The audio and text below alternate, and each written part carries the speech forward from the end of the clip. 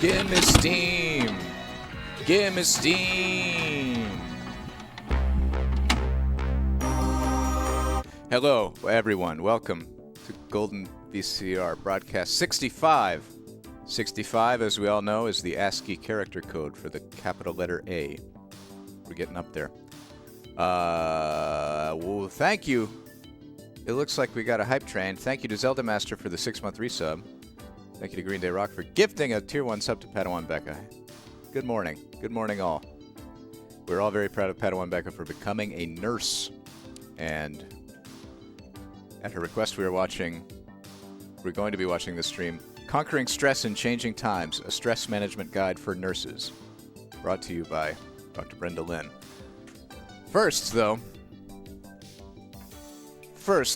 I think it's time to just sit back and get into the zone with some Saturday morning cartoons. This is Little Lulu. Kids just want to have fun. About with a trout, chick and double chick, and bargain counterattack.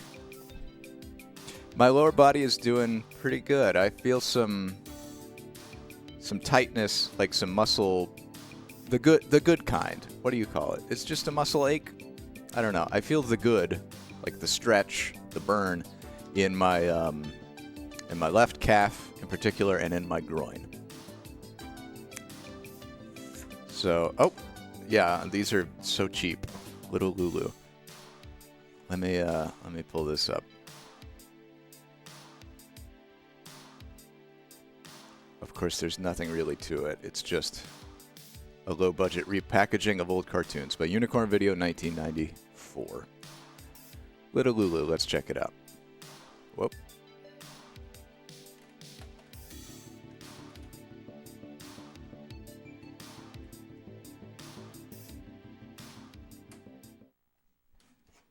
Play. That seems to be counting up faster than a normal. I'm sure the VCR is just fine.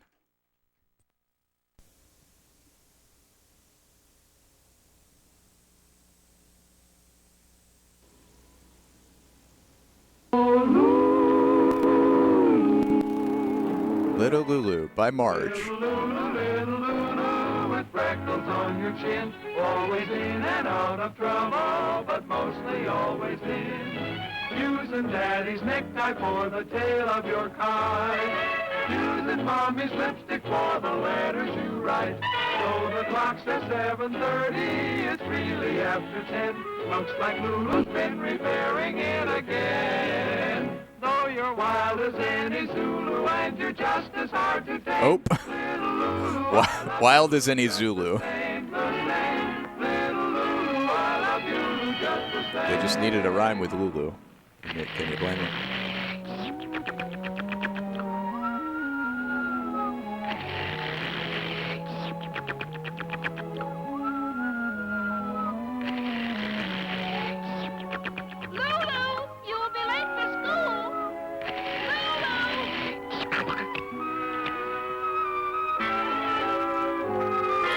I'm surprised how intricate that animation is on the hair. And in general.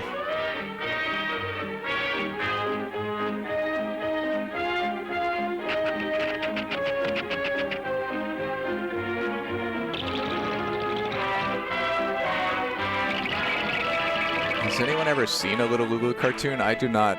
I don't think I have.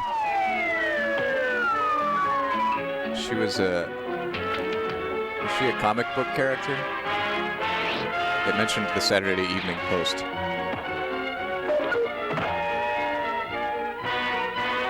Oh, they brought her back. Huh.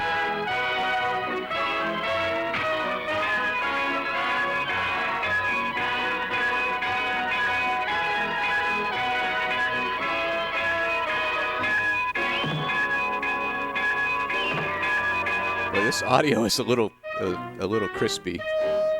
But I think I have my headphone volume up too much.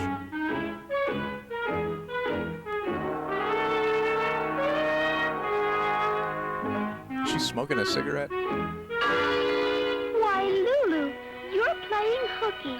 That's a very bad sign. No, take a powder, sister. Fishing for fish is her line. A line in a book. is worth 2 on a hook. That's a joke, Lulu. A joke, that is. Get a load of this.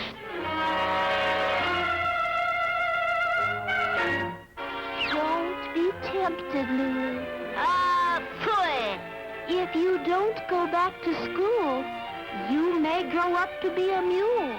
Ah, your father's mustache. Amstray, Angel Puss.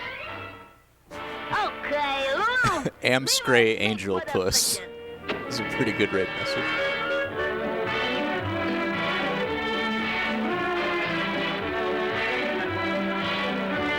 Oh, also, we watched Shirley Temple eat donuts yesterday, and I did prior to the stream. I had just enough time to either shower or drive to the donut shop. Guess which one I did.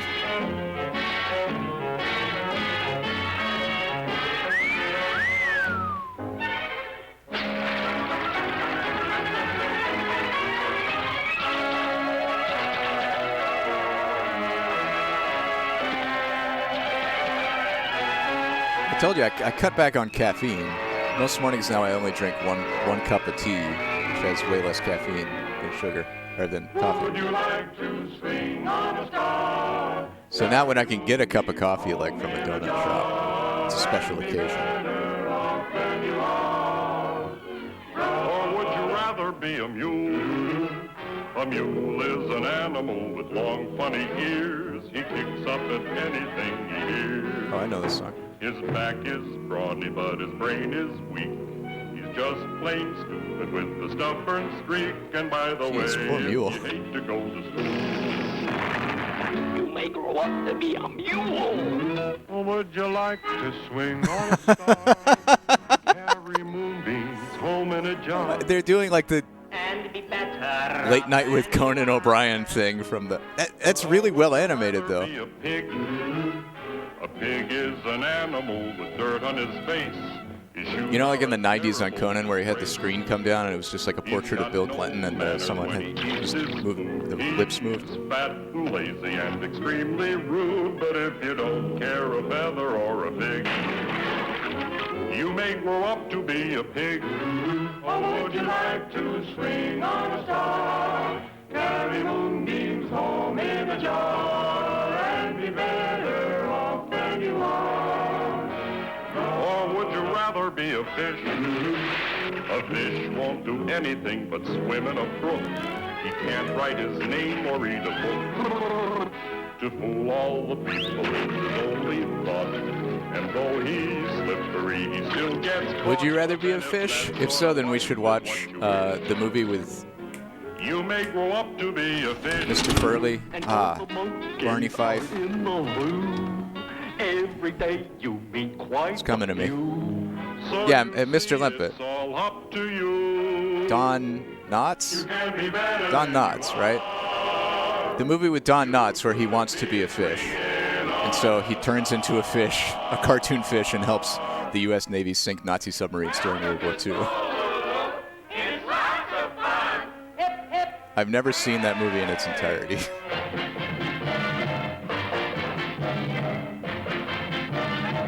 I also really want to see The Reluctant Astronaut starring Don Knotts. It was made during the space race, like before, when was it?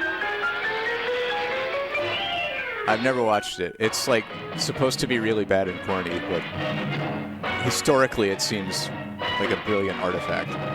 It's a family/comedy film from 1967 where Don Knotts is a carnival ride worker who gets a job at NASA as a janitor, and then Don Knotts his way into getting shot into space. And it's just a very goofy, low-budget depiction of like popular conceptions of NASA in space from before we landed on the moon.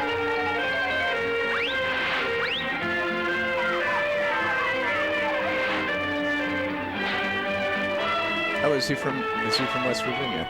Lulu, stay after school and Yeah, write Morgantown. 1,000 times.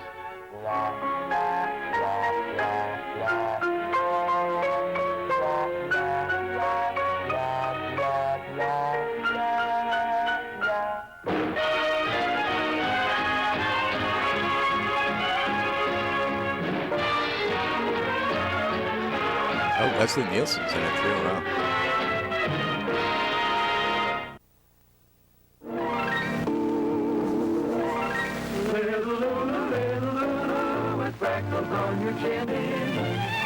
Was that? God, this is a bad, a poorly done tape transfer, as they all are. Thank you, Unicorn Video. I can't tell if there are. I assume there are 3 shorts, and Kids Just Want to Have Fun is like the title of this compilation. But I can't actually tell. The graphic design is not great. Okay, yeah, that must have been About with a Trout, I guess. And now we're on to Chicken Double Chicken. Lulu, I let you keep that mutt because I thought he was a good watchdog.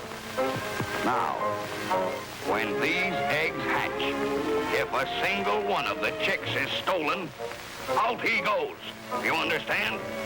Oh, Daddy. oh, it looks just like Glycosh. Do you It's got a spot on the back and 1 brown ear.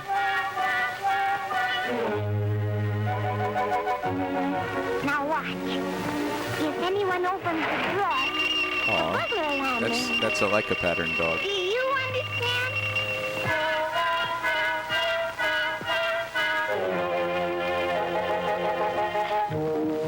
I'm going to give you a test. Now remember, you're a watchdog. So watch out for burglars. And don't take your eyes off this chick. Understand?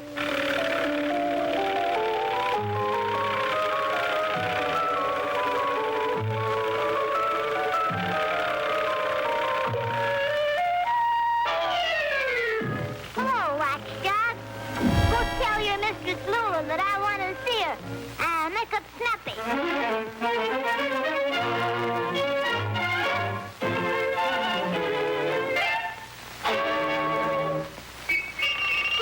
Oh, it's a burglar alarm. One of the chicks is missing.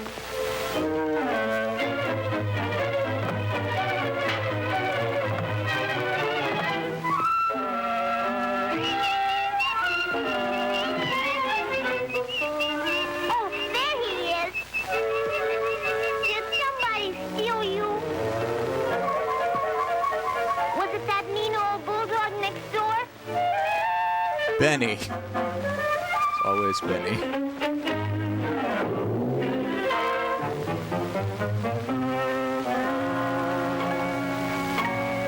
Did he look like that?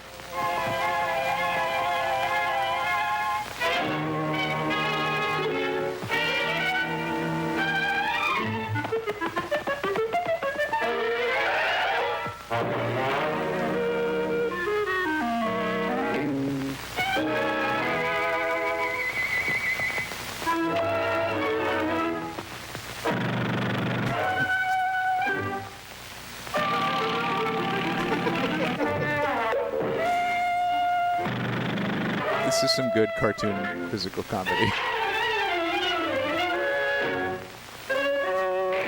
That cat will bear watching.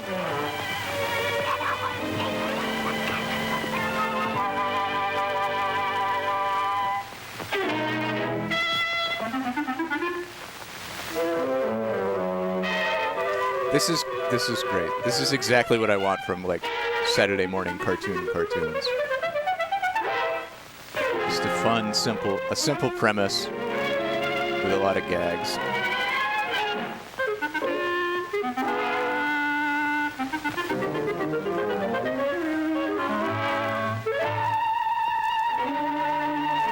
Constant musical accompaniment in the studio band.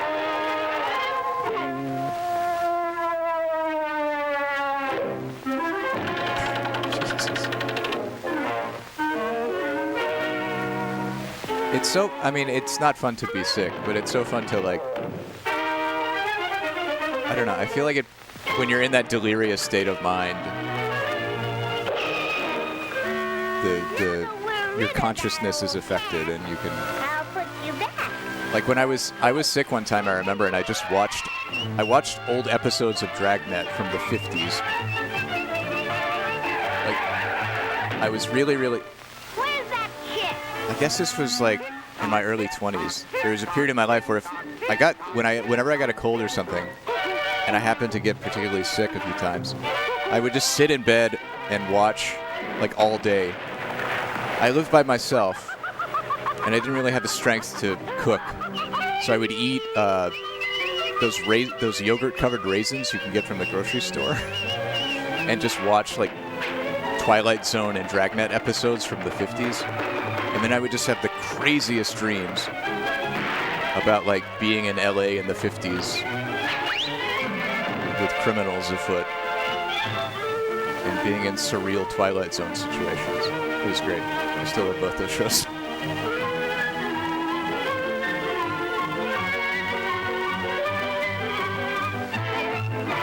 Anyway, if you're sick, that's not what you should do. You should like make sure you have proper nutrition.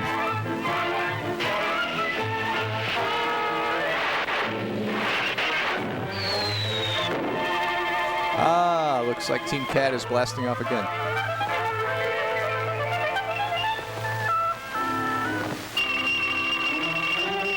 God, they really killed that cat, didn't they?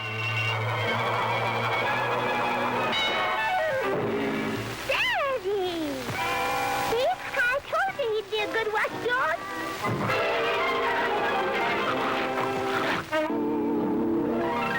Little Lulu, with freckles on your chin, using Daddy's necktie for the tail of your kite, using Mommy's lipstick for the letters you write. So the clock says 7:30, it's really after 10. Looks like Lulu's been repairing it again. Though you're wild as any Zulu and you're just as hard to tame, I've never seen Brave Little Toaster. I love you just the same, the same. Everyone says that it's like really heavy. Okay, bargain counterattack.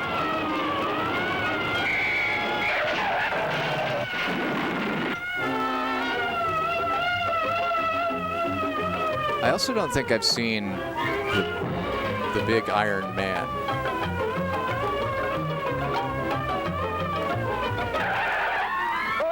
I think we started watching the Big Iron Man at one point. But I don't remember seeing the end of I it. would like to exchange this for something else, mister.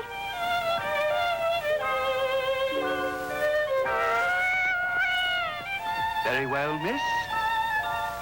Here's your exchange slip. Just look around until you see what you want. Thank you, mister. Just a minute, boy. Take these to the stock room. Capitalism.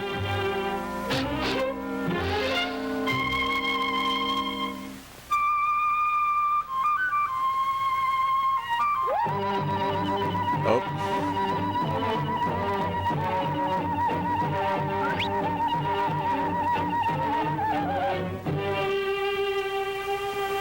It's not what I want, mister.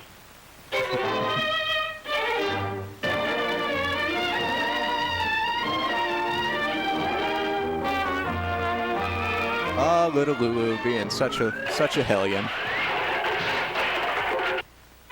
Such a lovable hellion.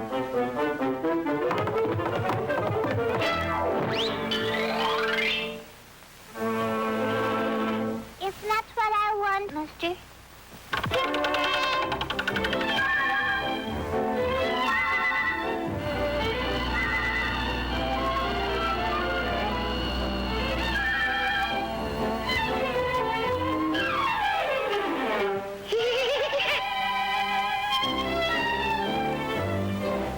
It's not what I want, mister.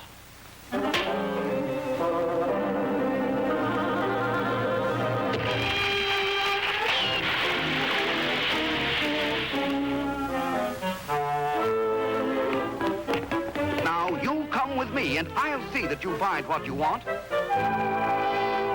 And look at all these nice toys for little girls. Oh, yes, sorry, I got donuts and then I had Now, to do this. here's I something forgot to you'll feed like. the dog. A cute little doll carriage to take your nice little dolly you for feeding for the a dog. itty-bitty walk. And in Babykins' carriage is a itty-bitty bitty hat to keep babykins' itty bitty head warm. And a itsy bitsy wattle to keep babykins happy. Oh, the wattle is broken.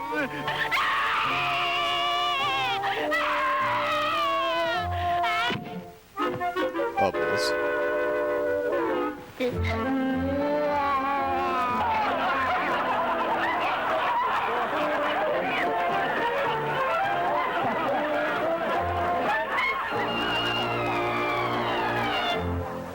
Oh, that poor man.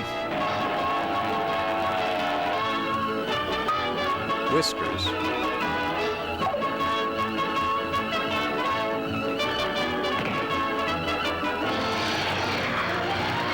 We're getting some good ski representation here. It's not what I want, mister.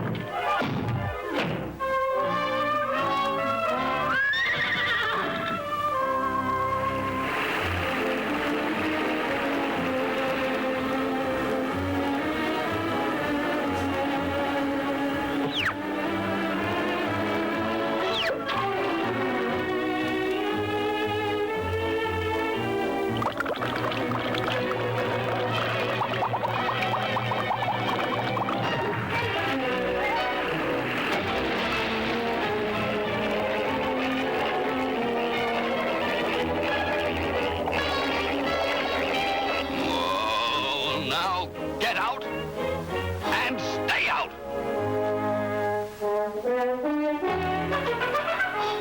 And what are you doing in this store?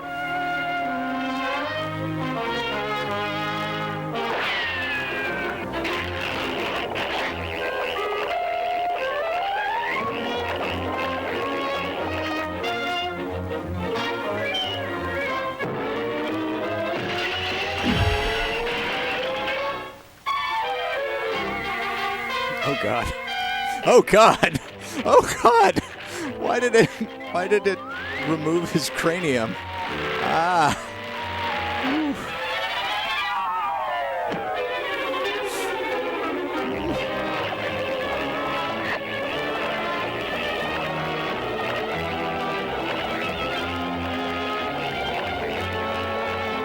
Well, where else are we going to put the thermometer? I guess it has to go directly into his brain tissue.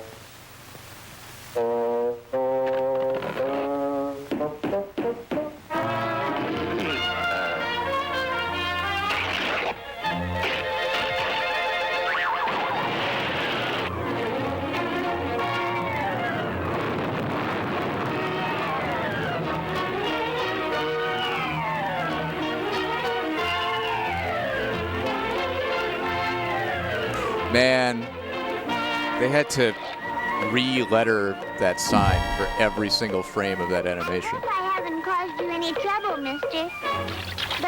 But they put an intern on that. To keep my doll after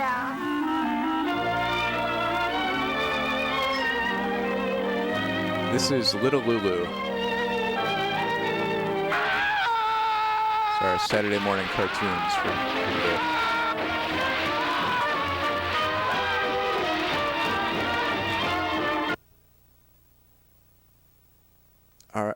All right. This says 30 minutes, but we watched 3 cartoons, and it's that's 22 minutes. That's only 22 minutes unicorn video. I guess by their logic, they gave us 30 minutes worth of tape. It's just 8 minutes of black at the end. I think that's good though. I think we can call that our unicorn video cartoon quota for today. All right, are we ready to conquer stress in changing times? This is Conquering Stress in Changing Times, a stress management guide for nurses from GlaxoWellcome. Welcome!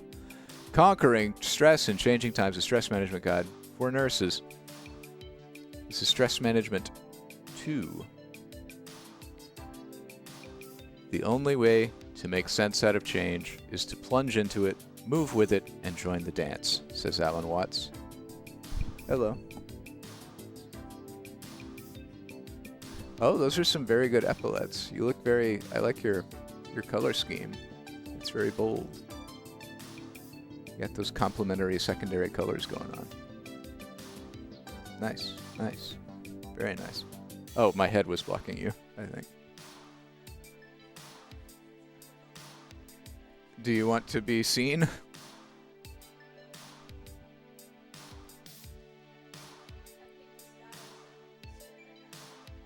Haley got a skirt in Japan, and she's...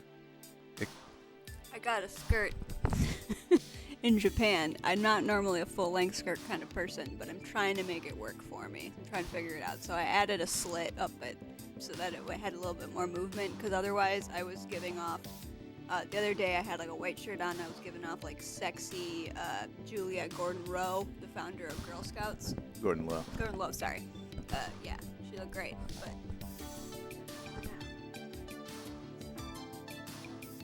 Scandalous. Scandalous. I like it. So scandalous. I think it looks great. I watched her hem the slit yesterday. It seemed like a lot of work, but well worth it.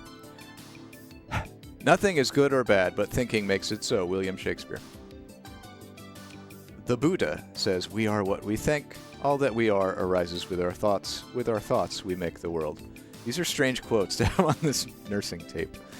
Dr. Brenda Lyon, Associate Professor of Nursing at Indiana University School of Adult Nursing, is a nationally recognized expert on stress.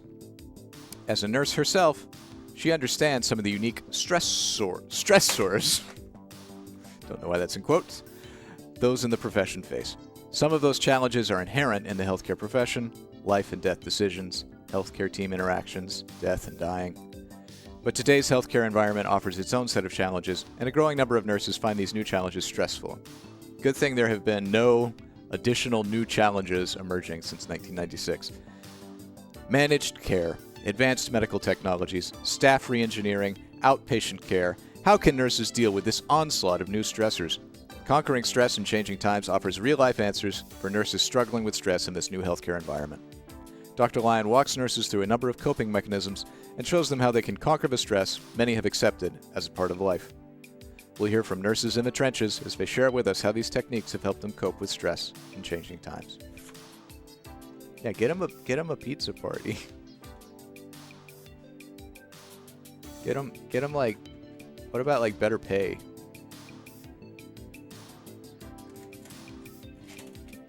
Little Lulu is done. It is time for Conquering Stress in Changing Times by GlaxoWellcome, Research Triangle Park, North Carolina.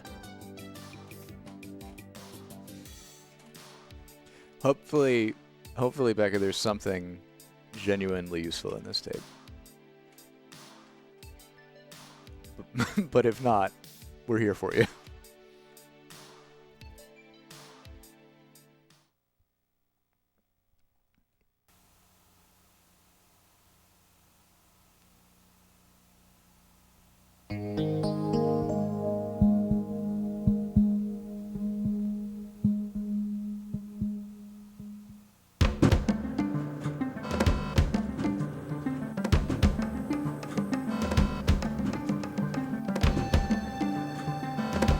Getting me stressed already. The world for nurses is exploding with change. Delivery systems have been re-engineered, right-sized, redesigned. It is a time of transition, growth, change.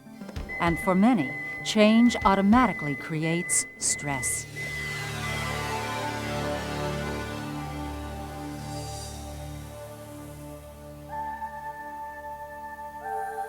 With Brenda Lyon, DNS Fawn. During no time in recent history has the healthcare system experienced so much change. For some, this change is difficult, challenging, stressful. As a matter of fact, of all the occupational hazards to which nurses are exposed every day, Their number one concern is stress. We are in times of such phenomenal change. Is that fellow of Angela the American Academy of McBride is the Nursing? Dean of Indiana University's School of Nursing and President of the American Academy of Nursing. I think that many nurses are feeling that their whole worlds are crashing in on them, because as institutions become more mindful of cost. This is from March When 1996. they look at the cost of the institution, they tend to look at where is the biggest chunk of money housed, and it's often housed in nursing services. The tightening of the healthcare dollar reaches into just about every area of nursing care. To contain costs, many procedures are now performed outside the hospital walls, and those patients left inside are much sicker. We see patients and we are managing patients, and To we manage are supporting costs, many patients procedures are that simply previously denied would not have unequivocally necessarily by lived, insurance companies, the period despite of being time that they're necessary. currently living. So that's a stressor. Do I know how to care for them? Okay.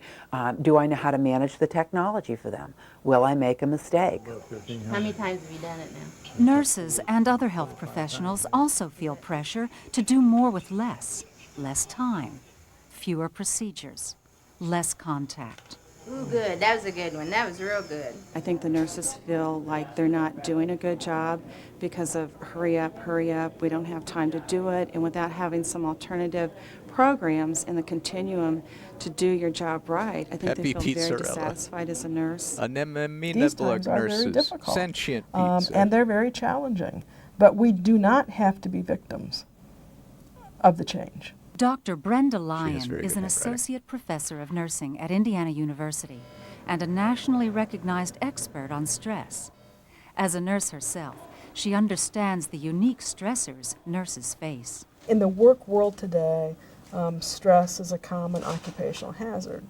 It is very concerning to nurses because when you're stressed, you're fatigued, you're not thinking clearly, you're upset, your concentration ability is affected, you're distracted, you may feel scattered in your thoughts and in your feelings, and you can't afford that. Not in a high demanding situation that's life and death possibilities. I mean, you could do something that would cause major harm to a patient. How many of you believe it's possible to prevent stress? Dr. Lyon presents seminars across the country to help nurses cope with stress. The key to preventing stress, she says, is understanding what causes it. Stress occurs when the demands of a situation that you're in exceed or tax the resources that you have available. And in that situation, rather than focusing on the potential for gain or benefit, which is quite possible, your focus is on the anticipation of harm or loss. Dr. Lyon emphasizes what is important to remember is that it is how you perceive situations that causes stress, not the situations themselves. Difficult situations and stress are not the same thing. You can be in a very difficult situation, but not necessarily experience a stress emotion, such as anxiety or fear, anger, or guilt. Stress emotions are self-generated. For example, take the nurse who believes she should be able to perform a certain number of tasks well in any given day. When events in the day prevent her from living up to her ideal, she experiences a stress emotion. When you think you should be able to be your ideal, even when the situation isn't ideal, when you're not able to do that, what emotion do you feel? Anger, failure. I feel angry. Anger? Anger at who? At myself. Right, which is also called guilt.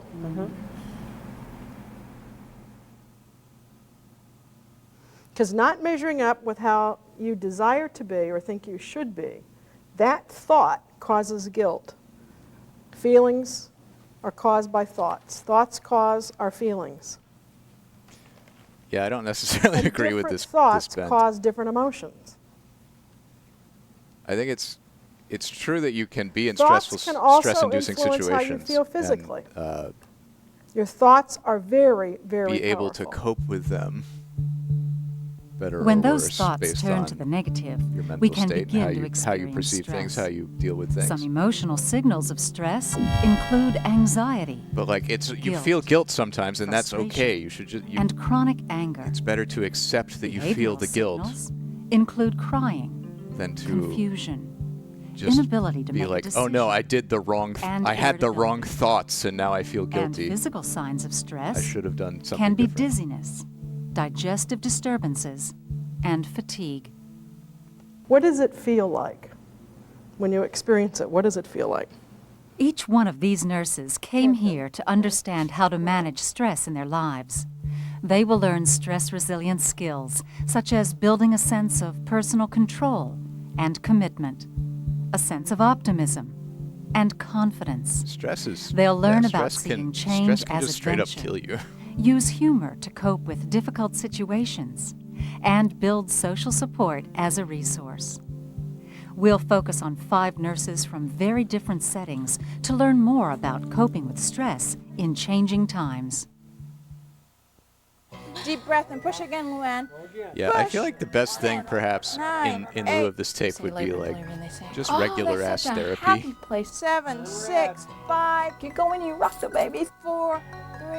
Like more therapy from 2024 instead of Board full of patients that are almost ready to deliver. pharmaceutical company advice for specifically tailored to nurses from Deep breath and 1996. push again, Luann. It's not a happy place at that point. Okay, let's see how much this princess weighs. We have so much responsibility. Oh, look at her. Oh. You're pretty much on your feet all the time. You're running, checking on mom, checking on baby. How much you weigh, sweetie? Jasmine Prentice has spent a lot of time in labor and delivery, Oh, she's perfect, Luann. and she's seen a lot of changes.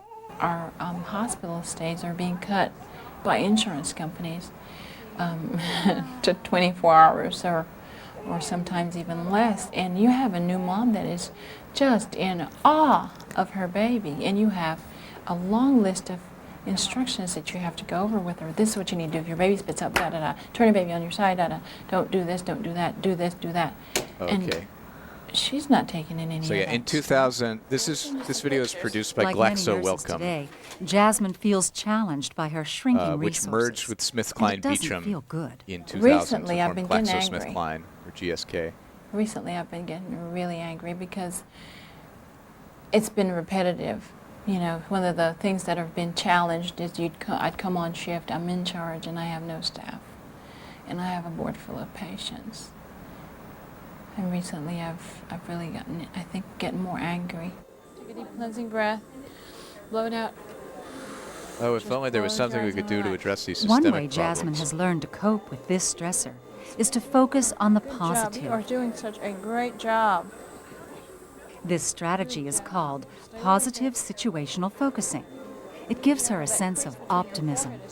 I know and I tell myself I'm here for my patients, and I know that I'm going to give them the best care that I can. You can either focus on the negative or you can focus on the positive. And it's not Pollyanna. It doesn't mean that you pretend that everything's absolutely wonderful, that there aren't difficult things for you to deal with, because there are. There are many difficult situations or demands that we have to contend with. But while we're doing that, we're focusing on something in that situation that is positive, and or focusing on the positive outcome. I know a lot of times we feel like that's not possible because of the resources we're given to work with and all the other mandatory stuff that we have to do. But overall, just if we can remember why we're here, and if we just do the best we can do while we're there, I think that would help. Call if you need anything.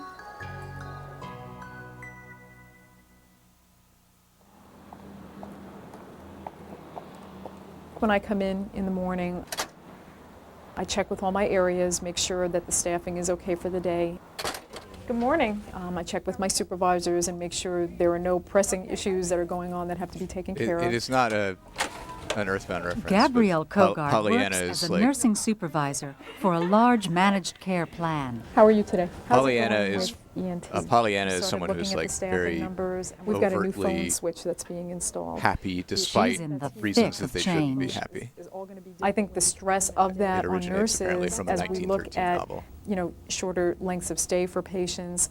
Situations like this, managed care, where you have a certain amount of things that you have to get done in a certain amount of time, a certain number of visits, et cetera.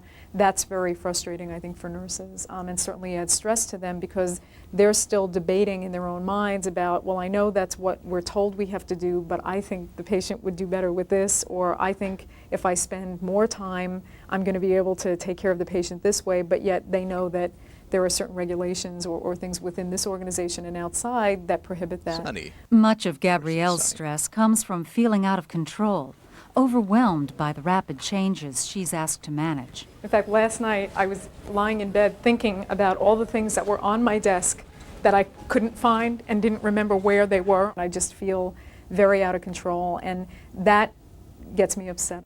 One of the skills in preventing stress is enhancing your sense of personal control. Well, one of the best ways you can do that is enhance your sense of choice. The degree of choice that you feel in a situation is directly proportional to how much control you perceive you have in that situation, how much personal control you have, directly proportional to the degree of choice you perceive you have in the situation. You increase choice, you increase sense of personal control. Yeah, she said it's okay, but she sounded really stressed herself today. One way Gabrielle learned to increase her sense of control is through a coping strategy called power language, framing her thoughts in a way that puts her in control. Instead of saying, I just can't handle this, it's I won't handle this. It makes me feel that the ability is not in question. It's the choice that I'm making to either continue to get myself involved in it or walk away from it. And I've been using that probably more than anything else. It fits more of the situations that I find myself in. And it really does. It's a nice feeling to sit back and say, I won't. Because you really do feel like you've made that decision. Nobody's put that on you. Gabrielle believes other nurses can benefit from regaining that sense of control, even with the demands of managed care. Although we are in an environment where you are fighting against every dollar in terms of what you can do for your patients, what your facility or organization is allowing you to do for your patients, you're still a nurse. You still went into this as a profession. You still have control over that. It's your right to question. It's your right to be a patient advocate and to still look out for your patients. It's your right to still feel that you're in control and guiding what happens in the care of that patient.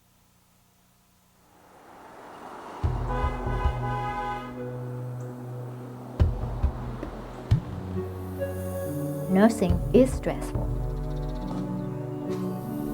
What can we do to get rid of our Nurse Pokesy. Most of John Lee's so nursing happy to be career has been stabbing us. spent in public health. She is a school nurse. This is the way we wash our hands, wash our hands, wash our hands. This is the way we wash our hands, wash our hands away. As with so many public health initiatives, dollars for her program are uncertain. As a result, she must provide more and more services and answer to more and more people. It makes it God, very being in stressful nursing and when you are also being a nurse in bombarded public with health many and in demands public from many schools. different bosses and clients every Talk single about day. underfunded. So it's a very hard job to balance every single day, to both have quality nursing care and also to provide the many different types of demands with many different priorities. Now, let's lay down and check the belly. I want to find out what you ate this morning for breakfast. Don't John Lee's situation isn't unusual. Let's see if I can guess. In today's healthcare environment, many nurses find themselves being asked to change the way they deliver patient care. Dr. Lyon points out it is important to be a part of shaping that change if we are to manage our stress. Reality doesn't happen. It's created. And that we create our own realities. We create our own realities internally. As a group, we create the reality that we experience in the work setting together. Reality is created. And we can either be part of creating it, or we can be part of receiving it as a result of somebody else's creation.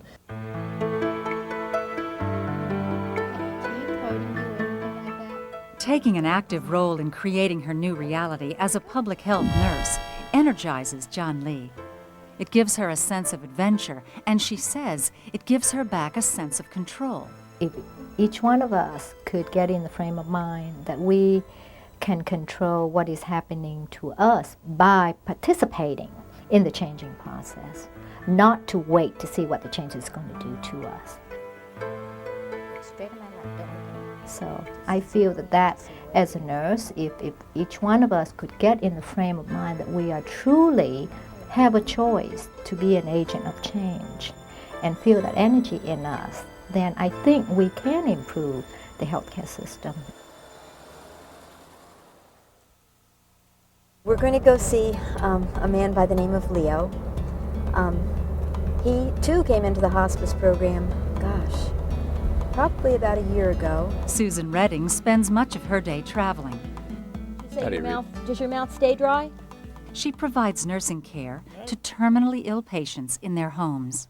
Just go listen to your heart a little bit, okay? And I think the stress that comes with hospice nursing maybe is the fact that, you know, necessarily when you deal with someone on that level, you have to share some of yourself emotionally. You have to give a lot of yourself. But then you have to keep the line there, too, that says, you know, I'm doing the best patient care for the best patient outcomes. You know, I'm not letting my feelings get in the way of what's best for this patient and family. And that's sometimes stressful, especially in the beginning. The fact that stress is an important factor in the turnover rate among hospice nurses is not lost on Susan. She uses a number of coping strategies to manage her stress. High on her list is keeping a sense of humor. Yeah, my mom was in palliative care in the hospital. This was kind of a slip of the tongue. We had to go around the room and introduce ourselves, and I said, and the question was, how do you feel? And it was very quick. She went from like and I'd only been in it maybe to a year and a half. palliative care very, very quickly. And I said, oh, I just think it's great. It was a very traumatic and stressful time. And I mean, it was kind of a slip of the tongue, and everybody laughed, and I certainly didn't mean for it to be funny, but for somebody with the background or the interests, I think it can be a very rewarding place to be in nursing. One of the common resilience resources is social support. Having others that can share in your experiences, that can help bolster how you feel about yourself, be supportive, can listen to you, and vice versa. People that you listen to and can be supportive of and share with. That's very important. Not having that can make situations conducive to stress. Okay, your temperature's fine. It's 97.8. Susan faces the challenge of managing her stress each time she looks into the eyes of her patients. But being with them, she says, gives her the gift only they can give, the gift of perspective. Blood pressure is 120 over 86. That's about what it was the last time I was here. If you do this long enough, do hospice long enough, you really come to realize that there are very few things in this life that are really terribly important. You take care of yourself. We'll see you, okay? And we'll see you the next time. That in itself is a wonderful coping mechanism, because sometimes you just either see around you or you feel yourself getting really frustrated or really fed up with something that really is, in the grand scheme of things, not all that terribly important. And I'll see you again? I hope so. Hope so, too. Bleeding has subsided. The plasties we're covering, just watching this vessel now. We need oxygen for transport. They're getting ready to do a C-section. At this time, we're very busy up here, and I can't... Charlotte Sullivan works as an operating room supervisor in a large hospital. The stress is being in that room where you have 3 surgeons, and you have 2 residents, and you have the nurse anesthetist who is saying, run these blood gases, get this blood, answer this phone. 3 pagers are going off, and you've got to answer the page, and yet you've got to also remember that you are the advocate for that patient. That patient is your responsibility. It's not just the pace that Charlotte finds challenging. It is the responsibilities which change almost daily. Let's go on and off and on and off. I just wanted to make sure that you know we are doing the pacemaker this afternoon. I'll leave it on for tomorrow because she may not do it tonight, but if she gets the opportunity, she's going to. See, this is how it is. This is how it is. Most of the nurses that are in the operating room do have specialties. And in the last 6 months to a year, in this particular OR, we have opened the clusters up, and they do rotate from one cluster to the other cluster, where a neuro nurse now might be going into the general surgery rooms. the general surgery nurse will now come into the neuro rooms. And it's stressful because a lot of the surgeons feel comfortable with the staff that they know knows how to do those procedures. Now, if you would just kind of help them get that room started in room 8. Can I get some salines for Catherine? Okay, well, are you helping Catherine? Yeah. That's fine. You'll stay where you I'll are. go down there. Let me just Okay. give her salines and I'll scoot Okay, down there. thank you. More and more hospitals across the country require that kind of cross-training as they try to get more out of less staff. But get the blood up. He's doing right now an emergency heart at Rex. Just when you think you have control, you have no control. What room, Charlotte? For those nurses in the fray, crossing into new areas can create stress. It's very, very, very stressful to go in and do the procedure when you have not been in that room for the last 6 months, or you haven't been there in 6 weeks, and even 2 days ago you forgot. And every surgeon has a different need, and every surgeon has a different way of doing their particular procedure. So it's very stressful to the staff to be going from different clusters. However, this challenge doesn't have to be stressful. Seeing new situations as learning opportunities can be energizing.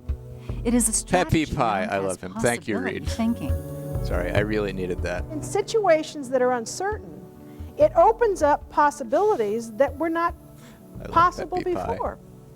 If everything about a situation is known, there are limitations to what's possible to be created. There are no limitations in situations that are uncertain.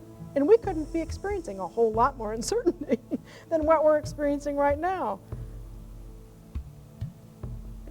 So it opens up the opportunity. Uncertainty opens up the opportunity for what's called possibility thinking. Charlotte does believe it's possible the changes underway will create new opportunities for nurses, new adventures, and that we all will benefit down the road. I think in the end it will all be better than it has been. I really feel that there is going to be, the change is going to be here, but I don't think that when we talk about patient care that they're going to get less care. I think that we just need to redefine what care is.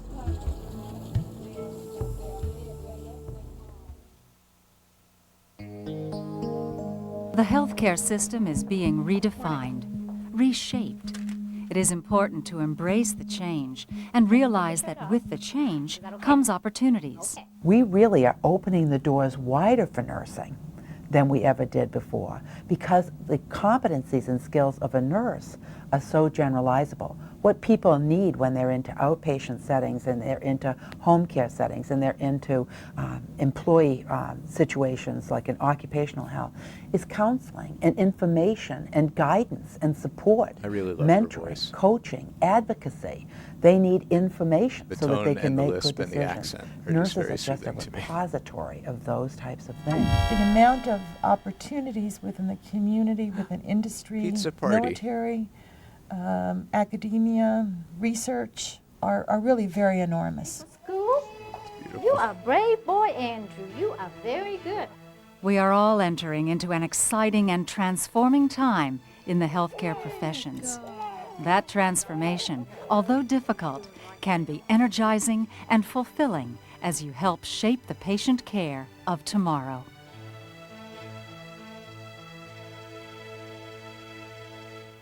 Hey, I have a patient in 4B16, Miss Haynes. I'm going to need a bed for her. She's going to be transferred. GlaxoWellcome and the producers would like to thank the following institutions. Freaking Kaiser Permanente. I never had Kaiser, but I lived in California where they're big. And everything I've ever heard about them is like, don't. Just don't with Kaiser.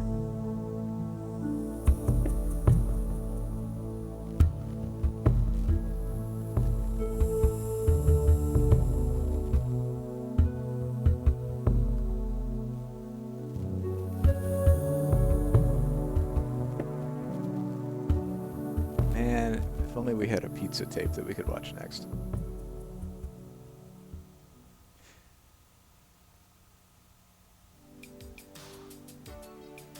That was good. What did we learn? What did you learn, Becca?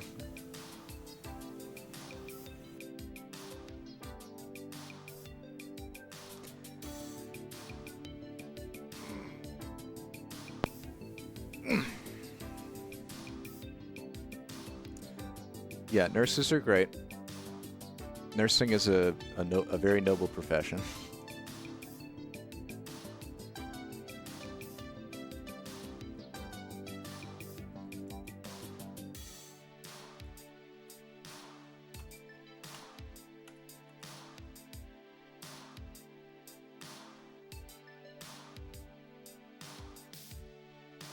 This seems like a lighthearted one. I think I could use that right now. I'm gonna go get Bonkers for Babies with Jack Hanna. Oh, also, yes, sorry. I was talking about serious shit, and I didn't shout. I missed processing that. Jace. Thank you, Jace. 1,000 bits from Jace. Welcome to Stress Management, featuring Maria Martinez and the song Enchanté. I think we can do that. I think I would love that. I think we would all love that.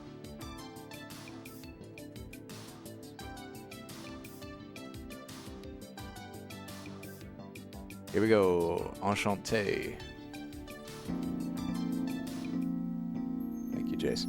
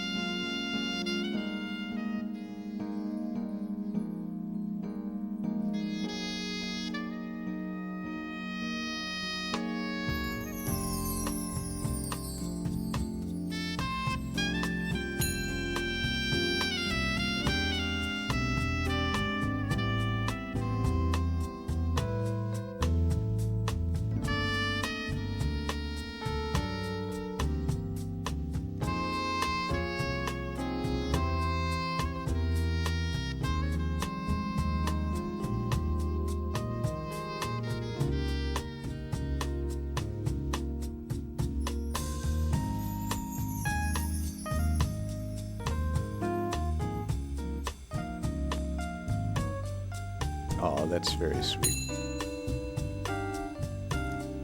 You loved me so much, and then I proceeded to break your lungs.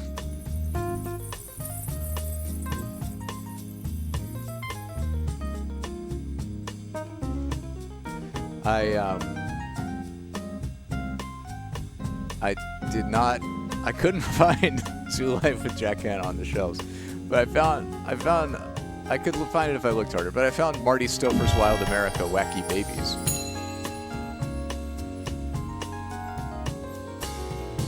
And I want to learn, oh my god. It's beautiful. I love how the sunglasses are more often than not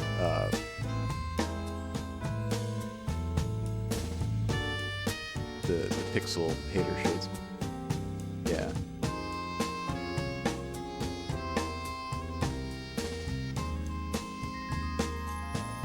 So I'm interested. We have 3 Marty Stouffer tapes. I'm interested to see what Marty Stouffer is all about.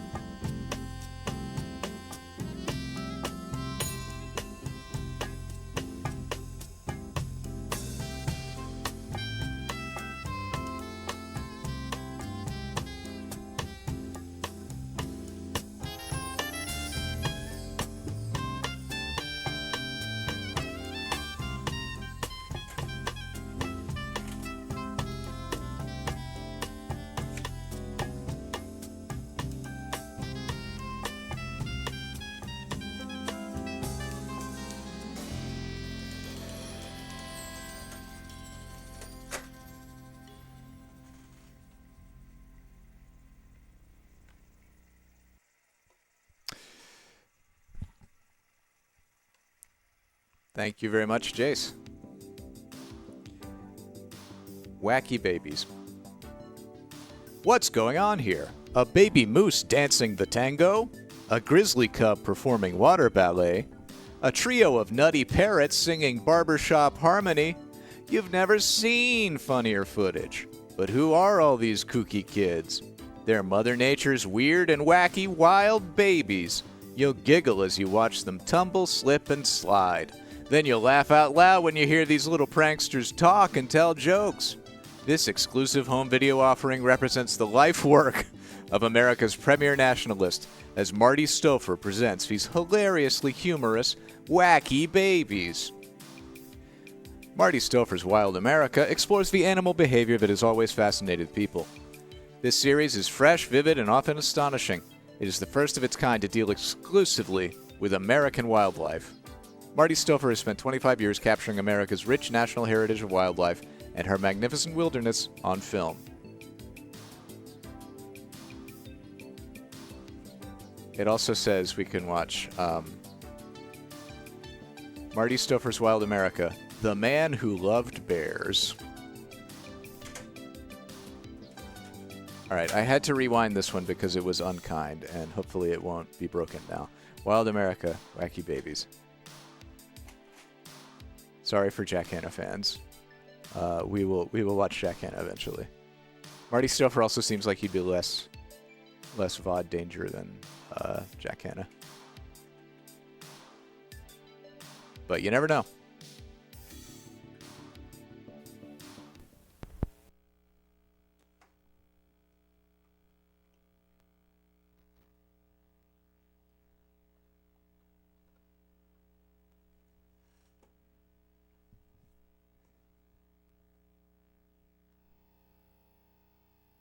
Welcome to my private home.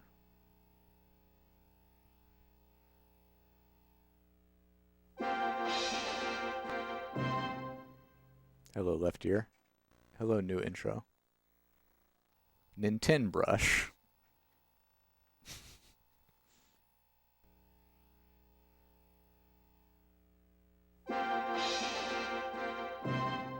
King World. Even as early as these 1959 home movies, I began developing my lifelong passion, wildlife. Okay, let me know if that's too loud or not loud enough. Having fun with animals, especially babies, continues to be a pleasure for me, my sister Mary, and my brothers Mark and Marshall, just as it was when we were growing up in Arkansas. I just have to remember that Whether VCR audio is boosted by 8 ponies decibels. Or helping Marshall ride the donkey. On your end, not we mine. I learned can't to hear love that. these beautiful creatures. So I need to remember to turn it back down once we put the We next tape. pointed the 8mm camera at any and every cute varmint. Even this red fox that ate from our dog dish could not escape the camera's eye. Ah, my very first wildlife film. Squirrel versus house cat. A little shaky, but it's a start. Yeah, I'm Super 8 Marty wasn't Stouffer. released until... Join me for a goofy, funny, touching look at some wacky babies. Ah, look at him. He fall from tree. So wacky.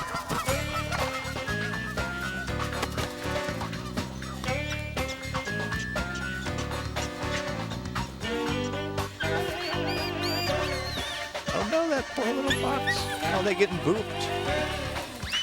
I'm really hoping that we don't end up in a National Geographic situation in this one. Surely not. Like, the last time we attempted Wacky Babies tape, we ended up seeing wacky bear cubs killed by snake and torn apart by jackals or whatever. Hyenas. This is going to be a little more lighthearted, I think.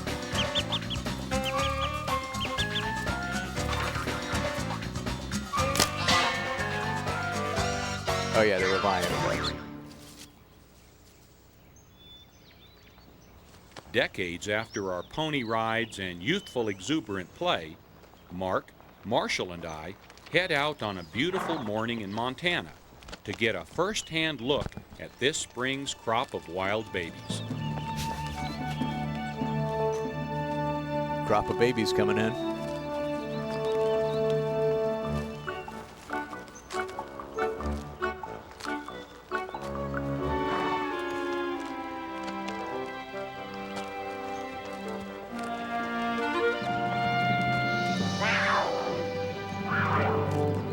Just as play, exploration, and adventure occupied our own time growing up, it's a big part of every wild youngster's world. Oh, whoops. Let me, meant to set that to 7. It was at 8 before. Our first sighting is an infant mountain lion, only weeks old, hiding beneath a tree, likely waiting for Mom's return. Leo, the laughter A lion. lone wolf pup wanders nearby.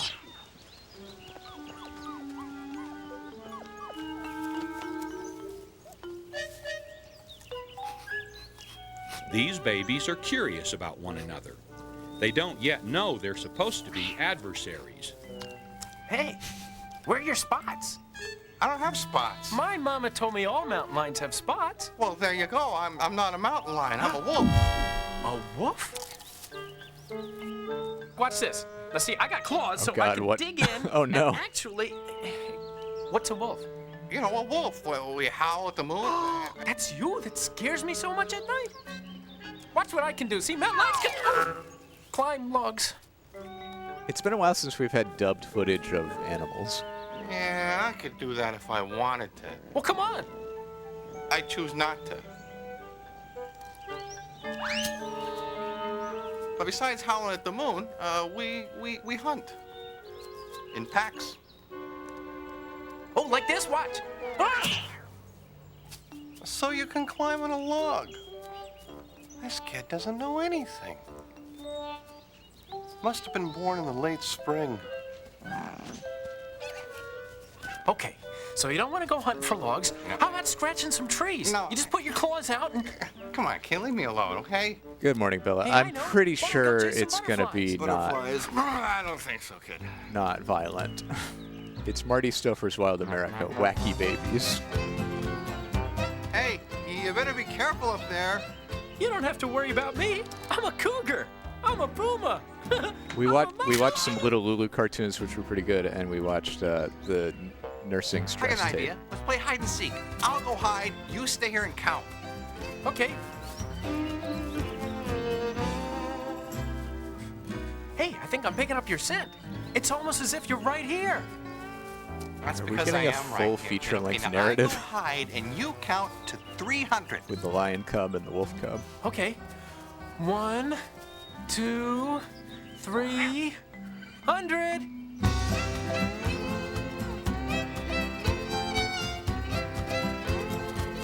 I found you. There you are. Yeah, I think this is our first Marty I have to Stouffer that hide we've watched. before We you have can 3 in the see. That's how collection. you play hide and seek. Now stay We were there going to and watch count. Jack Hanna's Wacky Babies, Hey, wait a minute. but I couldn't find it. 1, 2, 3. So I guess we've established the Golden VCR lore that there is lifelong beef between Marty Stouffer and Jack Hanna. I see ya. Jack Hanna's more of a zoo guy, right? Hey, come back. Marty Stouffer is a wildlife guy. Marty Stouffer's a naturalist. A young red fox is also out exploring. It too is looking for adventure. Jack Hanna's a zoo director. But what is unusual about this little guy is he just can't stay out of trouble. We'll This have to odd-looking decide. We stalk got to watch is Jack a mushroom, Hanna a stinkhorn first mushroom. before you can make your It decision. grows in the but Colorado underbrush alongside more desirable edibles. Each one of you will have to choose whether you're Team Marty Little or Team does the Jack. mischievous fox puppy know, but the top of these mature stinkhorns is covered with a foul-smelling slime. Flies love the spore-laden goo. Animals don't. Boy, am I hungry. Hi, flies, what you eating? Hey, that looks delicious. Here, let me just take a little bite of this. Yuck! Ugh! Ow, bleh, bleh, bleh, bleh. Oh, that's awful. That's terrible. What is that? This is like bugs or berries or anything. Ugh, I'll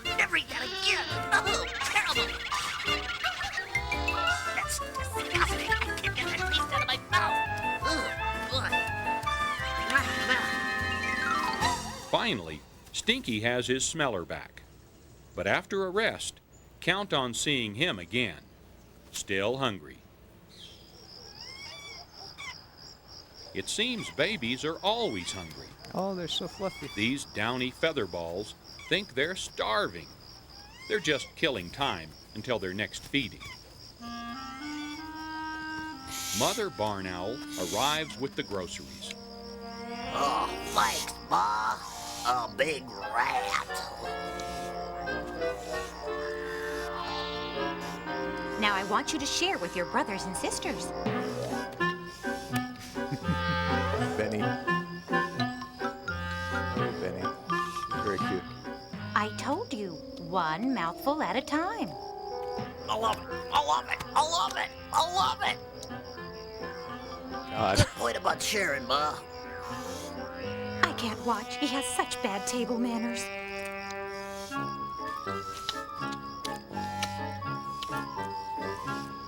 What a geek. You're gross even for an owl. Do owls just eat rats whole? One down, 4 to go. I guess all of my bird experience is seed-eating birds. Not all mothers are so accommodating to their offspring when it's feeding time. Come on, Mom. Get up. I had a cockatiel growing up, and it ate seeds. I don't think it could swallow a rat. This white-tailed doe is more than accommodating. Triplets. Chocolate. Oh, boy, I got strawberry.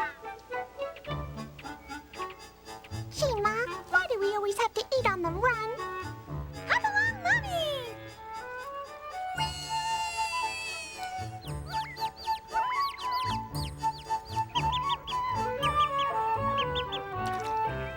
Hey, everybody, look at me. I'm a surfer. This is cool. I want my mommy. I want my mommy.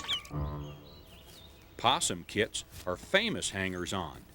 The litter often numbers more than a dozen, with each trying its best to hang on. Hey, Ma, I suck and I don't get anything. That's 'cause you're on my back. Oh, possums. I got it. Hey, look at me, Ma. Little stink dogs. Ernie, get up here. It's time to eat, not play. Hey, don't eat it all, guys. Rock the fox. Save some for your brother. Stop fooling around, Ernie.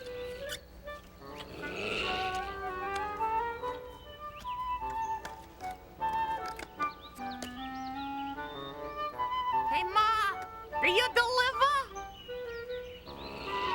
Very funny. For a marsupial, she's got no sense of humor. Oh, Pippin. This newborn porcupine is urged on by Mom to learn its climbing skills. Okay, it's time for your lesson, Junior. Okay, Mom, how am I doing? You're doing fine. Okay, I think I got it. Oh, dear. Hey, look, Ma, one paw. Oh, I got it.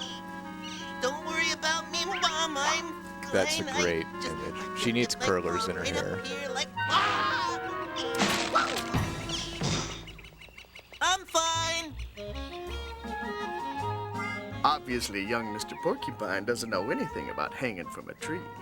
If you're gonna hang loose. Like this!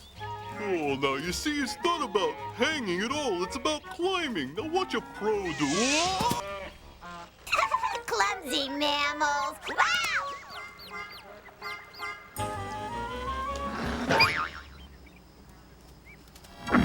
Coyote pups are among the cutest fallers.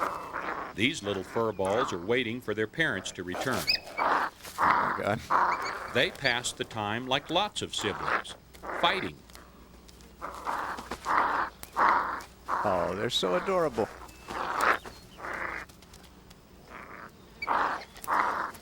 Oh my God, that's the best broccoli fox yet. A tiny woodchuck baby watches with great curiosity. With Mother Woodchuck nearby, the little one takes a few more chances than he should near the steep dirt bank. Chucky, don't wander off. Oh, and they're stay gonna do away a from tumble. those bully coyotes. Okay, Mommy. Bully coyotes. Bully my eye. We'll see who bullies who. Mommy thinks I can't take care of myself.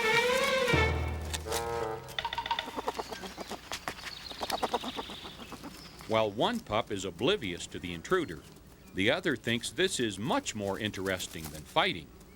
I've been looking for you. You guys have been bothering my family for generations. Hey, it's just part of the circle of life. Yeah, well, you're not so tough. You can't even reach me down here. Just eat him and come on. Oh, 2 against 1. I see what it's like. I'll take you both on, huh? Come on. I'm a predator, you're prey. Okay? Feel these teeth. Oh, Huh? yes. Oh, yes, I'm impressed. Oh, ow, ow, ow, ow. Whatever will I do?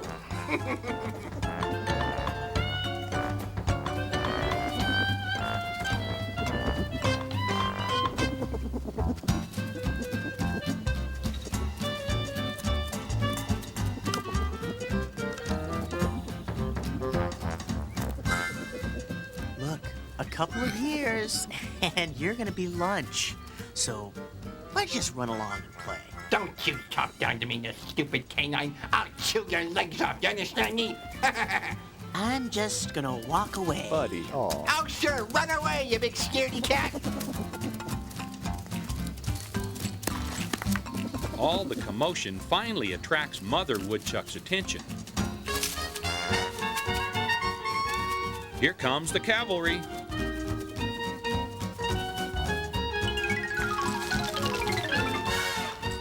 Oh, Mommy. Oh, Mommy, I was so worried about you. What? They tried to eat me. Those coyotes were picking on you? Uh-huh. It was horrible. I told you kids to pick on someone your own size.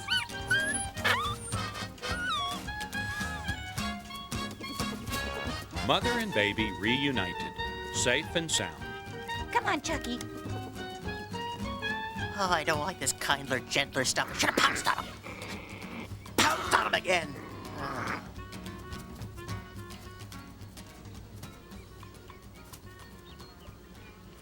The relief of the pup after his confrontation is cut short by a littermate's awkward malady. Oh, it seems that after answering nature's call, there is a terrible itch in a most difficult place to scratch.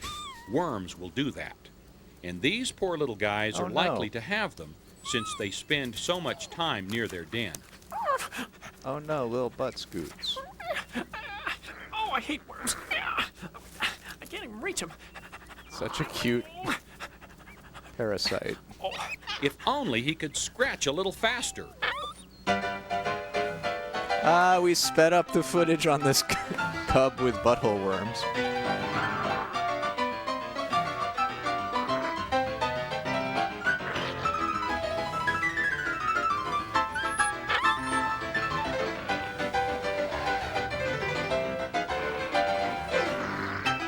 This seems like a really cheap laugh aimed at kids.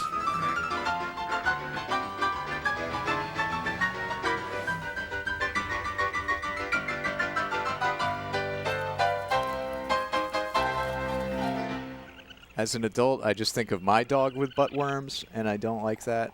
This tree is home to And a I think litter of of raccoons. Just the. Careful not to venture I too think far most from the adults are safety of familiar the with the den without sensation of parent. really itchy These cute butthole. little bundles of fur are I nonetheless just find curious. it uncomfortable by proxy. I'm not curious. I'm Instead of starving. finding it funny. Yeah, me too. Mom should have been back a long time ago. Remember to deworm yourself. Come on, guys. Help me go find something to eat. I mean, I don't think I've experienced butthole worms. Have I had worms? I don't think so. But While fluffball number 1 decides to explore But on I the have ground, itched.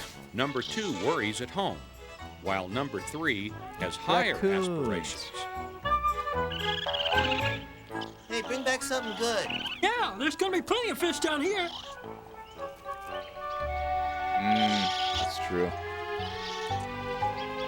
Every friend group has After a lot of effort, a worm. cub number 3 finally reaches his goal, an egg-filled hawk Have you nest. checked to make sure you're just not a giant writhing cluster of worms crammed into a I suit? love eggs. That's better than anything I'll find in here.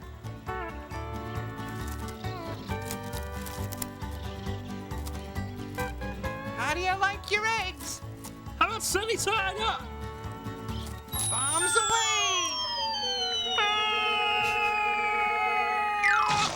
Oh, sunny side down. Nice catch down there. Little runny, but I love it. Do I smell eggs? Are you guys eating eggs? It's not as bad as I thought it would be, actually. Can it be Stinky the Fox again? Indeed it is. What trouble is he getting into this time? Raccoon number 1 hasn't yet learned caution. Hey, what you doing? You want to play? No, we're trying to eat some breakfast. Why eat breakfast when you can play? Hey, you better leave my brother alone. Our mom will be back soon. The pint-sized predator's fun is a little rough for the ringtail. Hey, go on and let us eat our breakfast, or you're gonna be sorry. Sunny Wormy. Oh, he loves weed so much. Don't say I didn't. He's not very good at skating, but he loves weed, by golly. Well, if that's the way you feel, forget it. Eggy bird. It's not where I expected the legs to be. It's a little horrifying. So maybe you guys want to play after breakfast? Huh?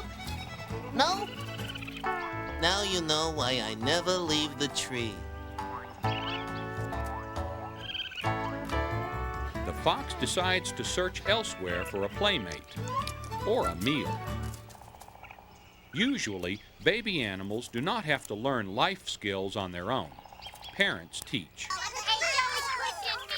This mallard hen is trying her best to urge her brood of ducklings into the water for a swimming lesson.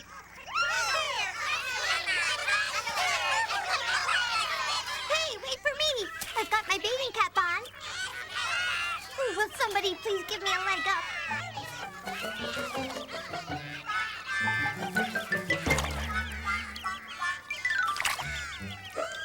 Not fair. You guys use all the sunscreen. The worms crawl in, the worms crawl out into your stomach and out of your mouth. I have not heard that one either. Hey, who stuck this tree in my way?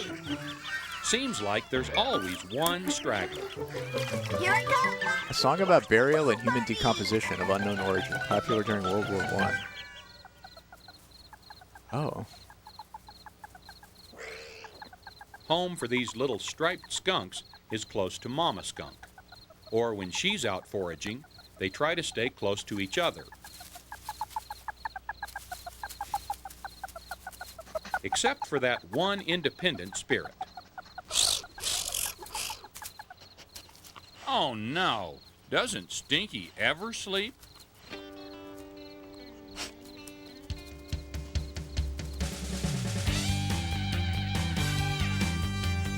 Here he comes. There he goes.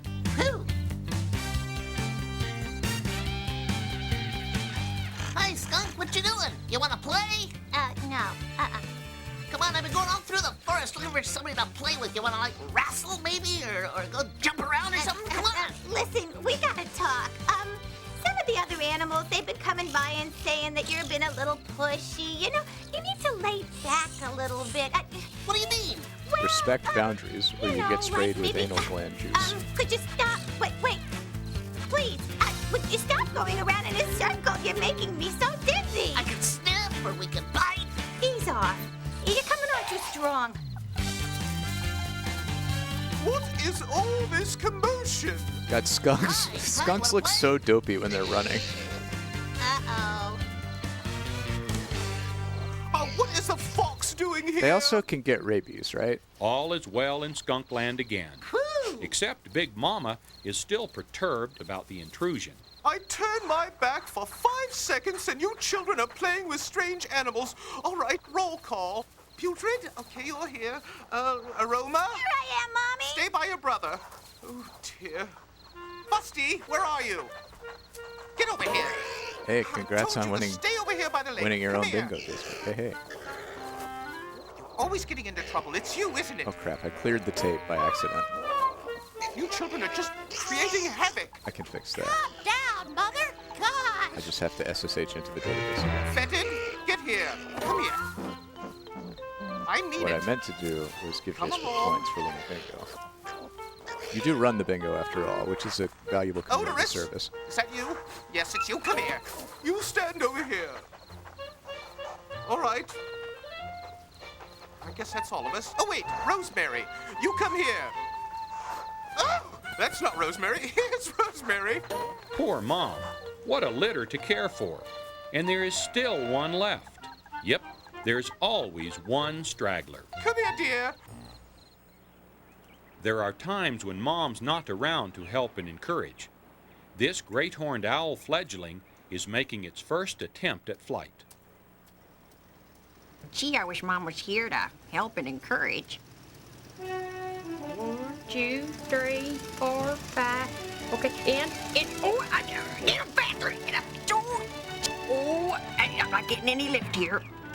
Brother observes from the nest. Tower Owl landliner 009er winds out of south-southwest at 19er. Proceed to taxi to take off on runway 29 right. Shut up over there. This is Oops. harder than it looks. Okay. Okay, let's Update try it again there. broadcast Clear for takeoff on runway screening 29er set and ended at forget you. equals null. Where where 1, 2, screening ID equals this. Practice also Updated makes one perfect row. for this group of little Now if lumberjacks. we do tape. To Great, become I fixed expert dam builders, the young beaver must first learn to cut trees like the adults. I don't know why, but I have a strange desire to chew on this wood.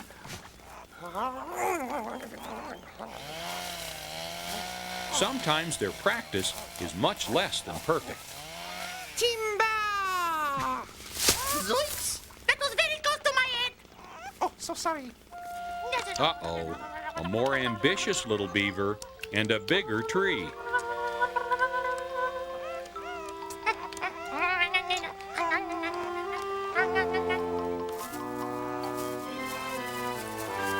Timber!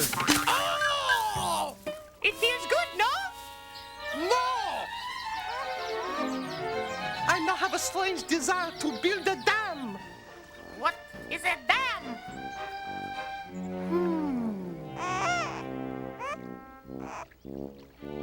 I know it has something to do with water. Perhaps if I stacked wood on top of each other. In that way, we could create a pond. A pond! A pond! Oui, let's go down to the water and... What is a pond? Soon it's seeing almost straight again. What was I thinking? I have the rest of my life to be busy as a beaver.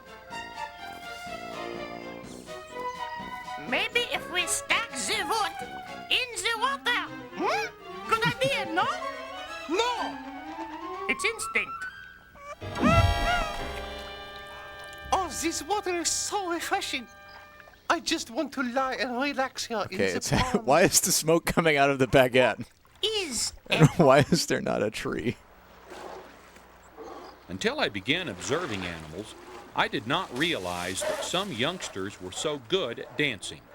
Why, a 3-year-old grizzly cub can even do the waterlogged ballet.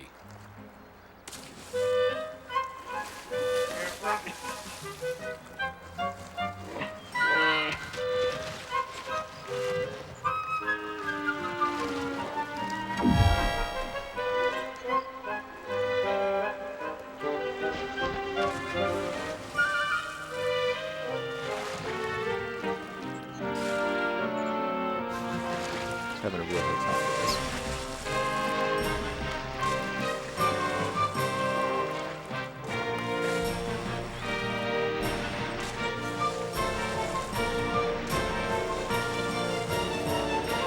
You jumping?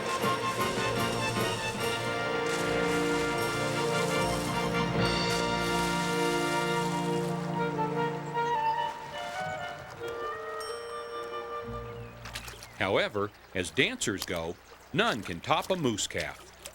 Even though the young moose and its dancing partner, an elk calf, are north of the border, the dance has a definite Latin flavor.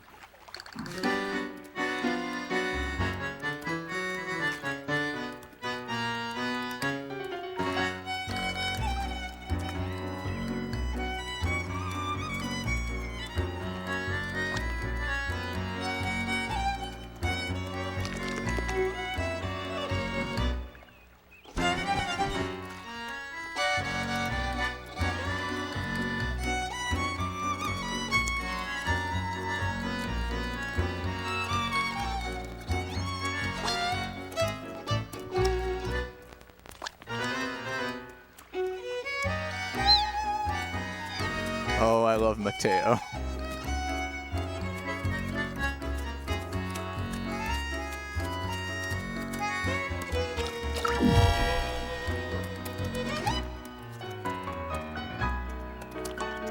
Oh my God. All right, that's the best one yet. Good job, Becca. Ooh.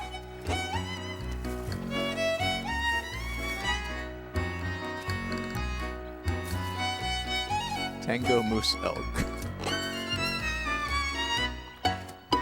Yeah, that was a Bloodborne boss for sure. At first glance, the jungles south of Mexico do not seem like our wild America, but North America extends all the way down to the tropics of Panama. Oh, hell yeah. Marty Stouffer is for Pan-Americanism.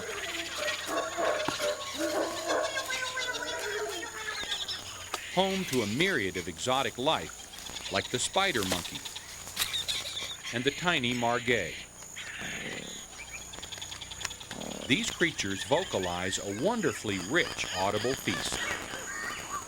Oh. The jaguarundi.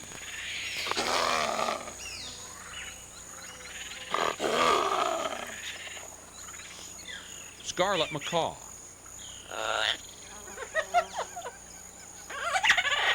Jaguar.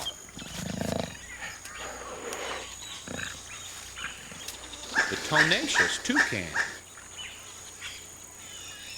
And the deafening howler monkey.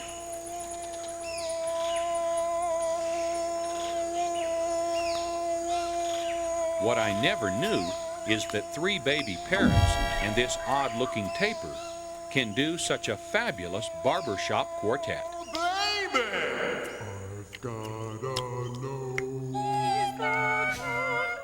Jeez. I really don't like Frenchmen. This is Rainbow feather.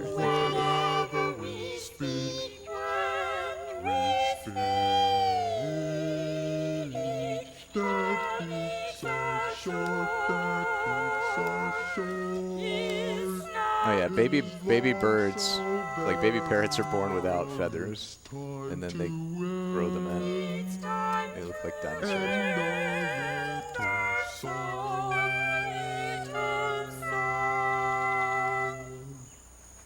Oh, that's so nice singing, eh? I sing it. I sing it. Yes, hello. What's your name? Your name. Your name. Oh, see, Mario. Hi. Oh, yeah, you're cute. It is Mario. You're cute.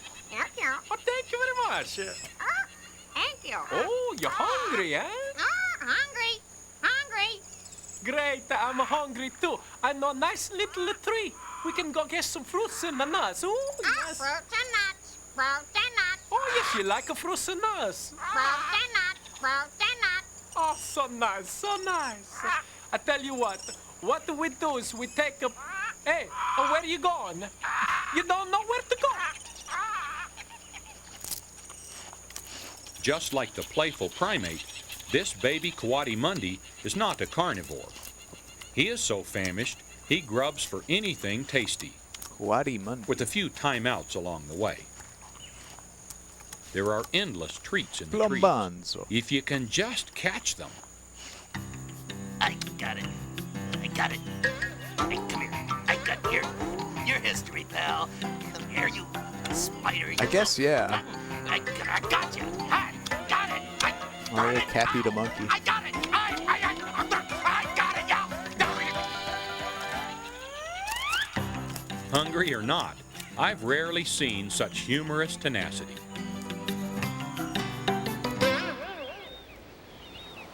A polar bear's determination helps it thrive in the Arctic cold. They have no natural enemies, and they have no Baby fear. bears are at home on the icy ledges, while mama bear is out hunting.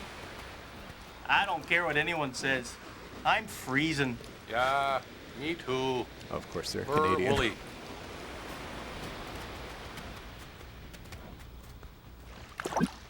Wait, you want Marty to shut If up you and boys let us get enjoy bored, the you can animals go out and talking, play in or the you want snow. the animals to stop talking? Oh yeah, never would have thought of that, Ma. The cubs soon tire of hanging around and decide to stretch their paws. She's a laugh riot. Out to satisfy their growing hunger, they begin the search for a snack. But how would we get all these fun accents? Even at this young age, they know it means they must head to the water.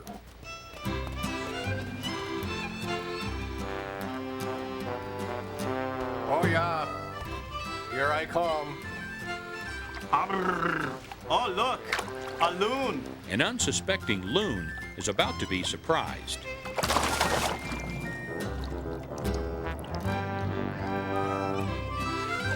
Guess we ought to eat it then, eh? The successful young hunter is in no mood to share his good fortune. Just give me a little piece. Fate has a way of turning the tables. You see, the loon has a different plan. Escape. You ought to be ashamed of yourself picking on an unsuspecting loon. How do you like that? All right, save me a leg. Oh, you think you're tough? I'll poke your eyes out. Oh. Hey, those are my good eyes. How about your nose? How about your nose? That's my good nose. Give me an eye. Let me remove that ear right there. Come over here. Don't think you're getting away from me so easily, mister. Okay, and the nose. Sorry about the whole thing. It goes to show you, size and reputation don't always mean victory. You just got beat up by a bird. Yeah, so who you gonna tell? What is that man Oh, doing with that loon? Nobody. Just gonna play on this iceberg. Hours and hours of fun. Ages 3 and up. Let's just try and be happy, eh? This is no fun. Think I'll go do something else. What are you doing over there? I'm gonna do some like snow licking. You know, I think like your attitude's negative. I think this dubbing is getting lazier as it goes along. Let's find the joy in life. Hey, look what I got here. Kelp. Never seen this before. Hey, lucky you. Hey, look, I'm making angels in the snow. The warm sun makes them forget their rumbling tummies, and they settle down for a little nap.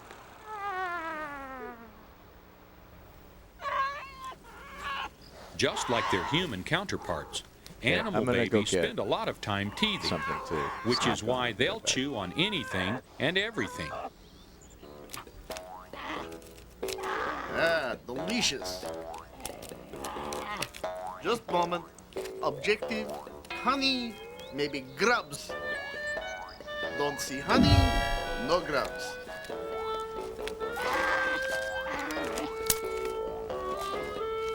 It is like an itch that only chewing on branch can satisfy.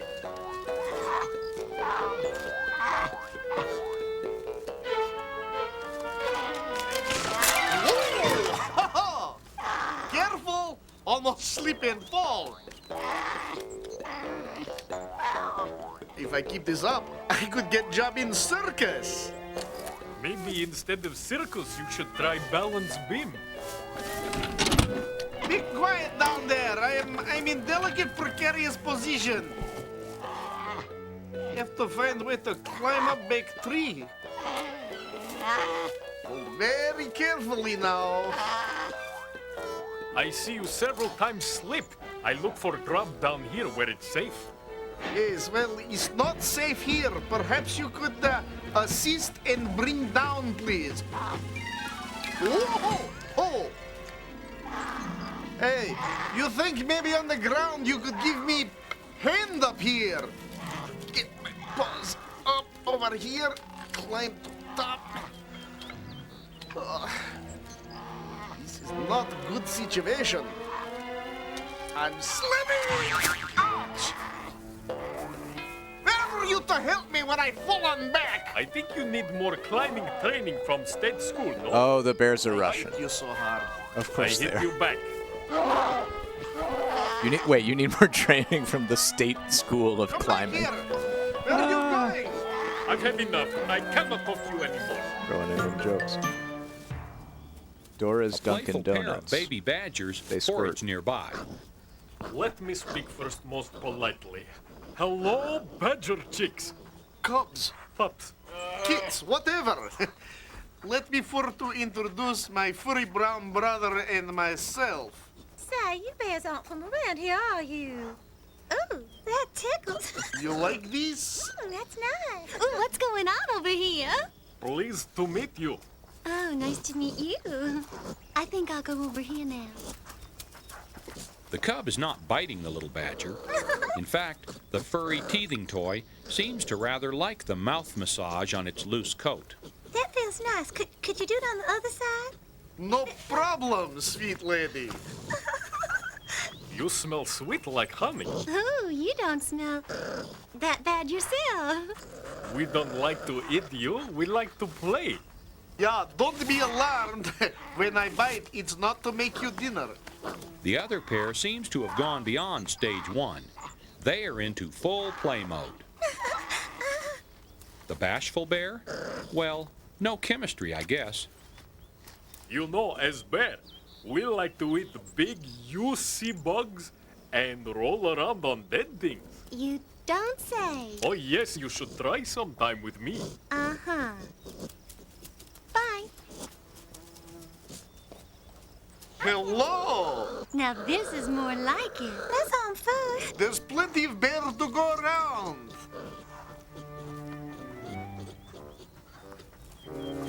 With no grown-ups around to teach them the normal reactions to each other, they innocently continue to play. Even though their parental separation is temporary, a permanent lack of parental guidance is a big problem for orphans. That is the case with the cub I named Grizz. I carry the orphan to my mountain cabin when she is just weeks old. Ooh, we're getting some real Marty action here.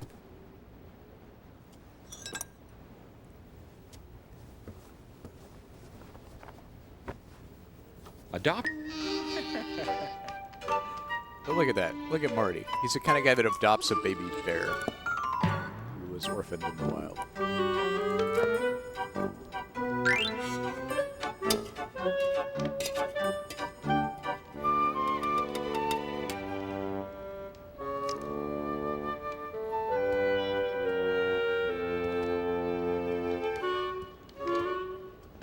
Woodpecker, whatever. Oh, yeah. Bear cubs love to tease and tussle. Presenting The Man Who Loved Bears for only 1999. Narrated by Will pair of Gear, this growing true life grizzly adventure cubs chronicles try Marty to Stouffer's one-up each adoption other of in a a female game of grizzly King cub. of the Mountain. Join Marty One as he silly teaches baby sibling Grizz slips the over the skills she edge. will need to survive in the wild. As he tries to claw his way back up, Sister seizes on the unfortunate incident. Sometimes, if we get the one's man who loved misfortune bears, is the other's pleasure. We can learn the full especially with a couple of nutty bears.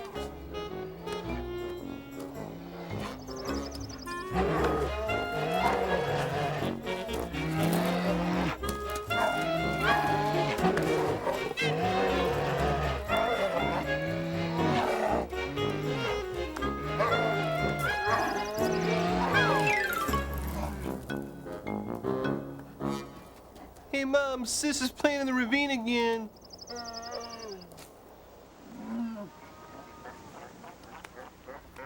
On the nearby Pribilof Islands off the Alaskan coast, northern fur seals breed and give birth. The young, although not as agile on land as bears, still Seals. practice adult duties by playing their version Baby of seal. King Oh, of the we Hill. love seals. We love baby Somebody seals. want a piece of meat? And we love nothing bad happening to them. Watch out there. Okay. I'm king of the hill. That's so tough. I'm up here now. Not anymore. Oh. I'll bite your whiskers off. I don't think so. Come over here, you. I'm gonna get you. Ow. Okay. I give. Hey, look at me. I don't like that very much. Here I come. Get off this. Soon they tire of the game. It's time for a little snuggling with Mom. Tell me what happened, sweetheart. Well, I was playing this game and then he knocked me off. Oh. He pushed me. Hmm? I was king of the hill. It's hard being king of the hill.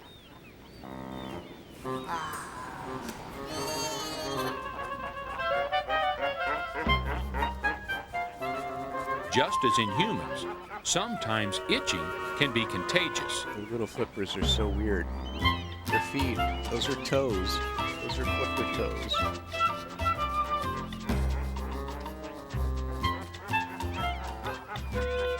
Nature went crazy.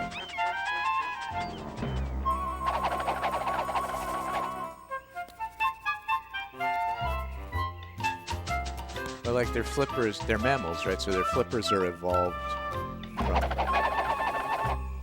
hands and feet. You know, paws and hooves or something. They're articulated like with 5 fingers. As this family of kit foxes begins to scratch, Mother Fox tries to make sense of it all. I don't understand. I just washed Frankie. everybody this morning. A JPEG of a hot Oh, golly, it got me going now.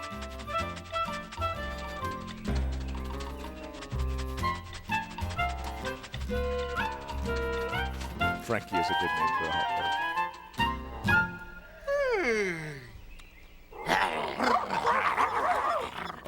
Okay. They're not real dogs. We're not? They're black-tailed prairie dogs. Oh, yeah. Oh, yeah, that's right. I'm a prairie dog. That's right, I'm prairie dog. It seems that one of these prairie pupsters is determined to have an adventure away from home. Perhaps with this tarantula. Oh, big spider.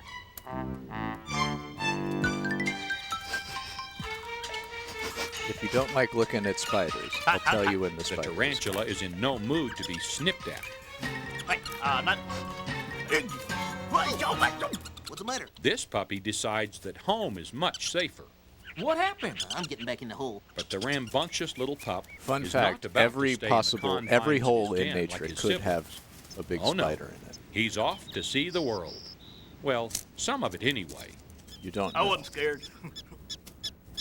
All right. Hey, what are all these? What are these? You weren't here a little while ago. Little does he realize that these harvester ants are about to change his mind about the wide open spaces. What y'all do? There he is with all those ants. Ants are also Now kind for of the terrifying. consequences There's of his so curiosity. many of them. There are hundreds of billions of ants. Like, come here.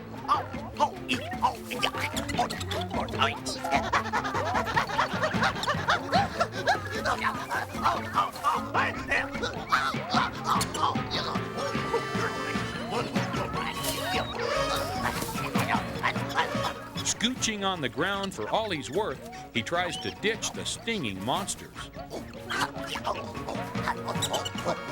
What do I do? Get out of the ants! Good point.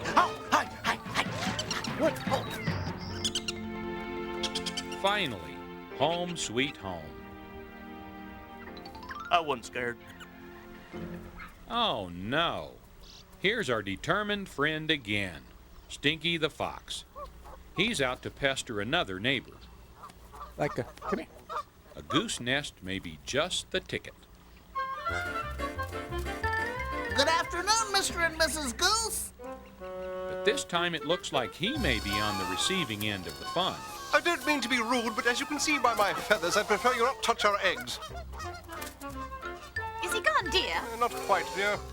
This pair of Canada geese are in no mood to have their eggs napped. There he's off. Stinky, on the other hand, seems to think it's just a game. Game? I think not. Now listen here, you naughty little mammals. Keep your paws away from our eggs. That's telling him, darling. Thank you. I was just wondering if... Get out of here! Really, go home. I don't want to have to get ugly now. But I was just wondering if the goslings could play. The little fox and Father Goose get into a staring match. The gander can tolerate no more. That's like... Clear off! Do you hear me? You have caused me to lose my temper! Just checking it. Thank you, dear. Boy, they're sure in a foul mood. One thing is certain, Stinky does not give up easily. But even this bundle of energetic aggression is bound to meet his match sooner or later. A snapping turtle tries to hide in the low grass. Oh, it is so good to be all alone. Uh-oh, red fox alert. Uh-oh. Hi, Mr. Turtle, what you doing? I've been having a wonderful afternoon playing with all my friends. The raccoons, the skunks, and the geese. Hey, how about you, Mr. Turtle? Would you like to play, huh? Would ya? Fresh from his last encounter, you'd think he would be more cautious. But this inexperienced little traveler apparently has no fear. Big mistake. Think twice before you break my solitude, Mr. Fox. Oh, so you want to wrestle? Even though it seems slow, the snapping turtle can be surprisingly quick. Yes. Come here and let me give you a little kiss. Okay with me. How does that feel, huh? Oh, my nose. You like that, Mr. Fox? huh? That's got to You be like how that incredibly feels? painful. Run away, little fox. The turtle, alone at last, that is a danger slowly and methodically goes about its business. That is not a good boop. That is a bad boop. Oh, boy. Oh, that hurts. Boy, that's the hardest kiss I've ever had. He must like me a whole lot. Ah, this has been the greatest day. I don't think I've ever had so much fun. I think I'll take a little nap.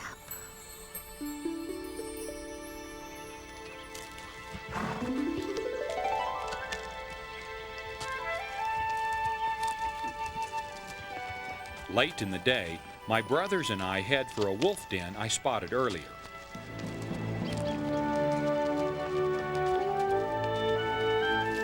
We haven't seen baby horses, maybe because they're huge and weird and alien and terrifying. Like horses are born fully formed. The little wolf cubs are also fuzzy Got too bundles many of energy. legs.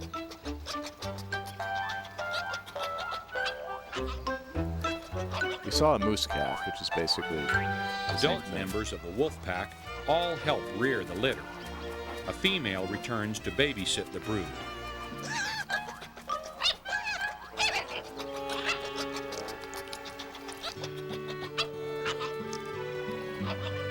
She's prepared to relax and keep an eye on the youngsters until mom's return.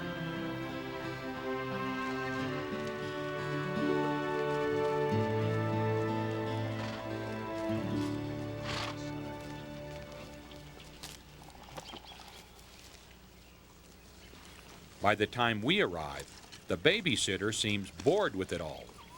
The cubs, on the other hand, are anything but restful.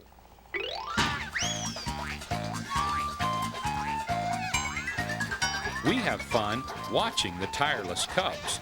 They really like overcranking the footage and playing sproing boing sound effects to make things seem wackier than they actually are.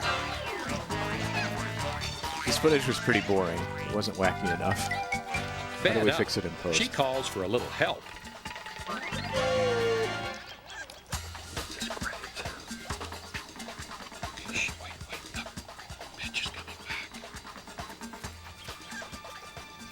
Finally, reinforcements.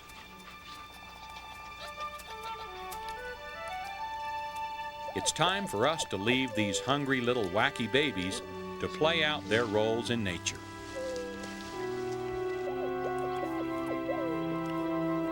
With Mom back, the puppies settle in for a little motherly comfort. As evening nears, we head back to camp, a perfect ending to a beautiful spring day. Mothers rejoin their young.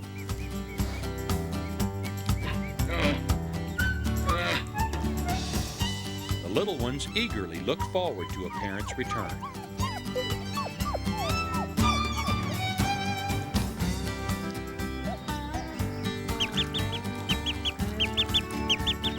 Babies find security in family reunions.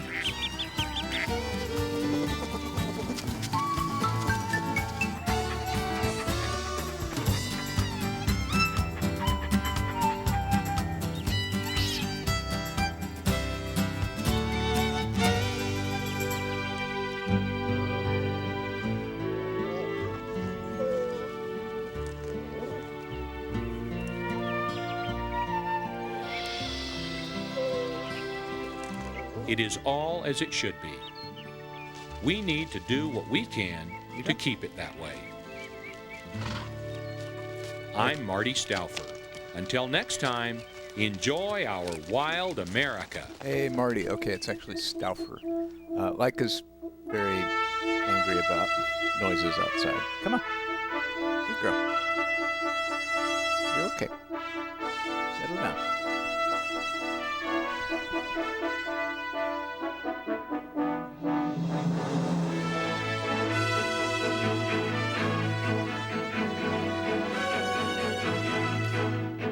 Yeah, that was fun.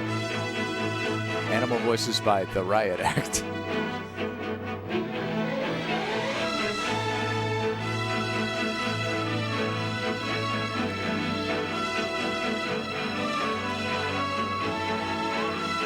Wacky Babies was made possible by many artistic contributions.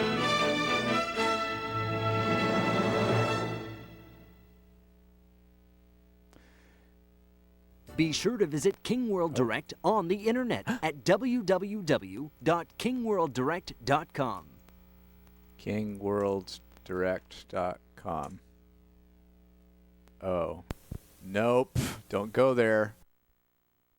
It got domain squatted by some shady thing. Don't visit that website. Hooray. We have finished Marty Stouffer's Wild America. Wacky Babies. I picked out another tape from the shelf. It's brought to you by Chevy Truck. Hold on, let me just pull it up. It's brought to you by Chevy Trucks, and it is called Concrete Interlocking Patios, Walkways, and Driveways. Hosted by Dean Johnson and Robin Hartle.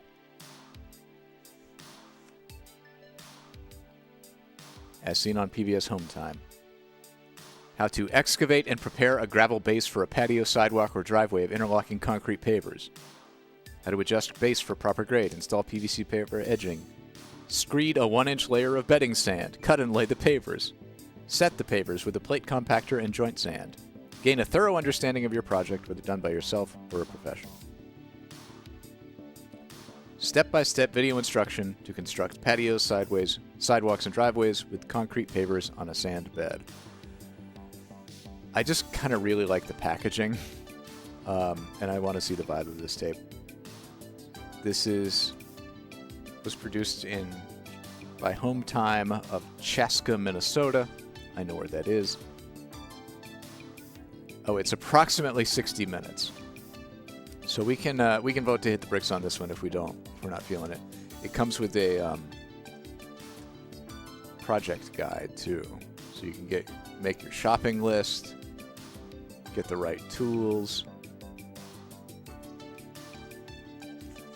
You can learn about edging, learn about sand. You love sand. Oh, how neat. It even shows you how to convert things between metric and US, how to care for your pavers, how to keep things safe. It has a glossary And then there are so many other titles available from Home Time, such as basic landscaping, bathrooms, cabinets, ceilings, children's playhouse, decks, drywall, fences and gates, finishing a basement, flower gardening, garages, home security, kitchens, lawn care, lighting, log cabin, plumbing, retaining walls, roofing, saunas and spas, siding, trees and shrubs, vegetable gardening, wood flooring, and many, many more. So yeah, this is from Home Time, sponsored by Chevy for some reason. I guess this driveway is strong enough to park a Chevy on. We'll see. Let's check it out.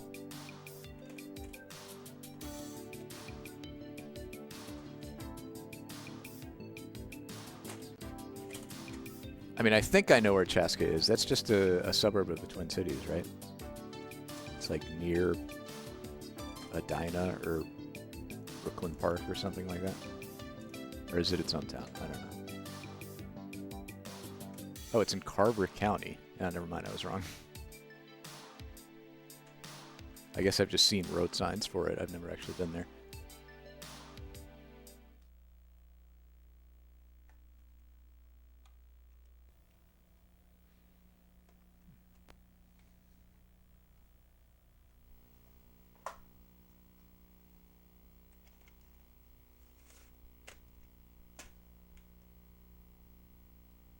This one was sent in by the Bella Bunny in one of the Bella Bunny boxes. Oh, shit. I need to turn the volume back down, I think. 0. This work and procedure shown in is intended by people having average skill and knowledge of the subjects. If you're inexperienced, get the fuck out. Makers of this tape disclaim any liability for injury. Your performance is at your own risk.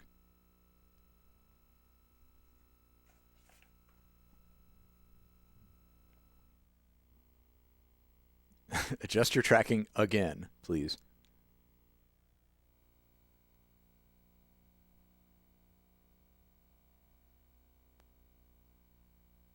The Concrete Paver Institute and PaveTech Incorporated. Okay. Hi, welcome to Home Time. In this videotape, we're going to do a couple of projects using interlocking concrete pavers. First, we'll build a patio in the back of this yard. We'll be using a traditional rectangular brick shape here in a herringbone pattern. We'll also be using the interlocking concrete pavers for a more ambitious driveway project. For the driveway, we'll use a paver with a slightly more unusual shape.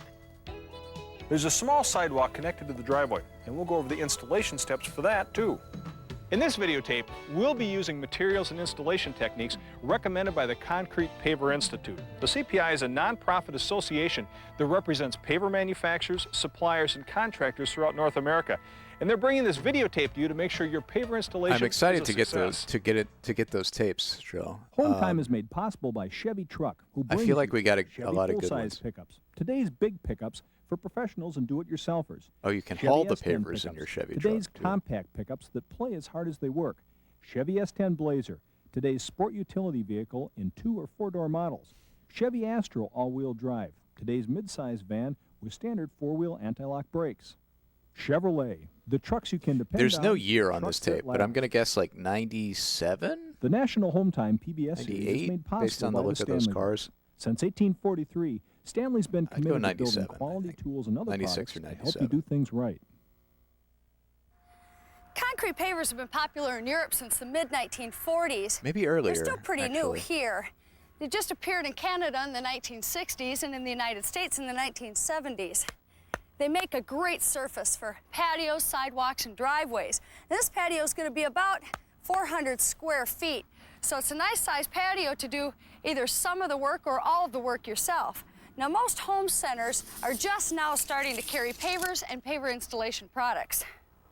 Many home and garden centers stock pavers, but now there are also stores where you can get the pavers themselves and most of the other materials and tools you need for your project. Some tools are specifically designed for paver jobs, and you should be able to rent these. They include special tools for cutting pavers, for aligning the pavers as you're setting them, for removing pavers, and for carrying them. You'll also need to purchase the edge restraint, and you may need paver adhesives, cleaners, and sealers. It's kind of interesting to see how pavers are made. At this plant, the ingredients, cement, sand, tape was aggregate, bankrolled by pigments, and other Big Paver. chemicals are dispensed from large bins. Everything gets moved to a mixer by a series of conveyor belts in a large bucket. A relatively small amount of water is added, and the concrete is mixed for a few minutes. After mixing, it's dumped into the paver molds, where it's vibrated and compressed for a few seconds. This is called a no-slump process. The concrete isn't very wet, and when the pavers come out of the molds, they hold their shape. They don't slump. A vacuum machine lifts the layers of pavers up and stacks them on top of each other. Then they're allowed to cure overnight. The machinery is all computer controlled and costs several $1 million. Paver projects don't have to be big. A small patio like this one can be a great do-it-yourself project. Now, pavers tend to come in earth tone colors: blacks, browns, reds, tans, and pewters. Now, if you want to bring out the colors in pavers, you can seal them like they've done here. But you can see the difference between the unsealed pavers that were left over after the installation and the sealed pavers. To seal the pavers, you first have to wash the pavers with a special acid cleaner, and then you have to reseal them every 2 to 5 years depending on your climate. Oh, gross. Now, sealing pavers not only brings out the color, but it'll also help protect them from stains. Oh, you were right. This really has settled. It is a little bit. Well, I have to admit, this is a project we did on home time about 6 years ago. When we did this patio, we used some of the best advice that was available. Unfortunately, as you can see, it probably wasn't quite good enough. It has settled in a few spots. Also, the edging has come up a little bit each winter. When we did this, there wasn't a real good consensus on exactly how these concrete pavers should be installed. Then in 1989, the manufacturers banded together to form an association called the Concrete Paver Institute. Now, this association came up with standards for installation and manufacturing techniques for the industry. The big difference is the base, right? Oh, exactly, yeah. What we did here is we dug out deep enough I was thinking they sound very Canadian. Now, we were real careful. But this was produced in Chaska, pavers Minnesota. on top, and then So of course they compacted sound the whole Canadian. thing. But we didn't use a foundation of base, and that's where we made our big mistake. Right. The CPI recommends only 1 inch of sand with 4 inches of base for patios and sidewalks, and 6 to 8 inches of base for driveways. We've already worked out our design, so our first step is to stake the area out in our yard. We stake out an area 6 inches larger than the patio in each direction. This is the area we have to excavate. Yeah, in order the to install Paver patio. Institute You always need to prepare is a dedicated base area to, that's a little larger than the patio itself. We need to be within expanding an inch mind on all of share our perimeter in measurements the for the excavation. public To consciousness check the about corners for pavers. square, we measure diagonally good of the across paving the space. industry. If the two diagonals are the same, the corners are square. Our very first tape on And Golden before we VCR was do the any plywood, digging, how to we build a have the computer utility desk, companies mark the locations which of was any sponsored by underground like pipes the or Plywood wires. Council. Once everything is staked out, we begin to dig. We're using a sod cutter to give a nice clean edge. Then we need to go down at least 7 inches. This leaves the right amount of room for the 4-inch base, a layer of sand, and the pavers themselves. The most important thing about the digging we're doing here is that we're trying not to disturb the dirt at the bottom of the hole. This is called skimming. In other words, what we don't want to do is to have loose dirt at the bottom, because after the patio is built up, it'll settle a little and we might end up with a dip in the patio. Make sure you sharpen For that this shovel. patio, we also have to break up and remove a concrete pad outside of the door to the garage. To get a clean edge under the threshold, we use a chisel.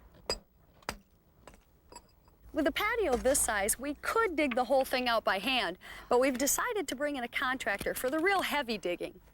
To get everything ready for him, I'm digging down a little on the side of the house to make some benchmarks.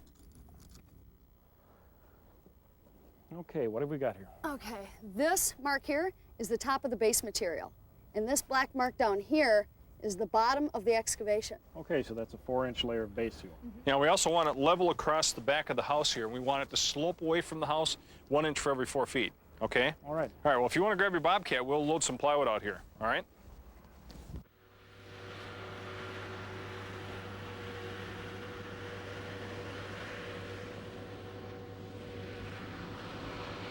If your excavator doesn't deal much with paver installations, you'll want to be real specific about what you want. Probably the most important thing, just like when we were hand digging, is to scrape out the dirt without disturbing the ground underneath. If he goes too deep, don't let him try to fill it back in and smooth it out. However, we're running into a typical problem here. It's spring, and it's been kind of rainy here for the past couple of days, so the soil is soft and spongy, and the bottom of the excavation is getting kind of messy. To make up for this, we're going to start bringing some of the base material into the area. The Oh, base yeah, material will Hamburger start to University. solidify the soft, wet soil. This way, he'll be able to drive the Bobcat through the area without leaving big ruts. Such an absurd thing to call your training program.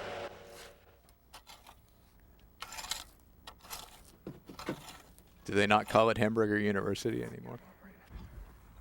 Also, whenever you find any clumps of dirt that have fallen into the area, get rid of them. We don't want to mash them into the base. The base material doesn't start being effective until it's been compacted. So we're running the compactor over it now.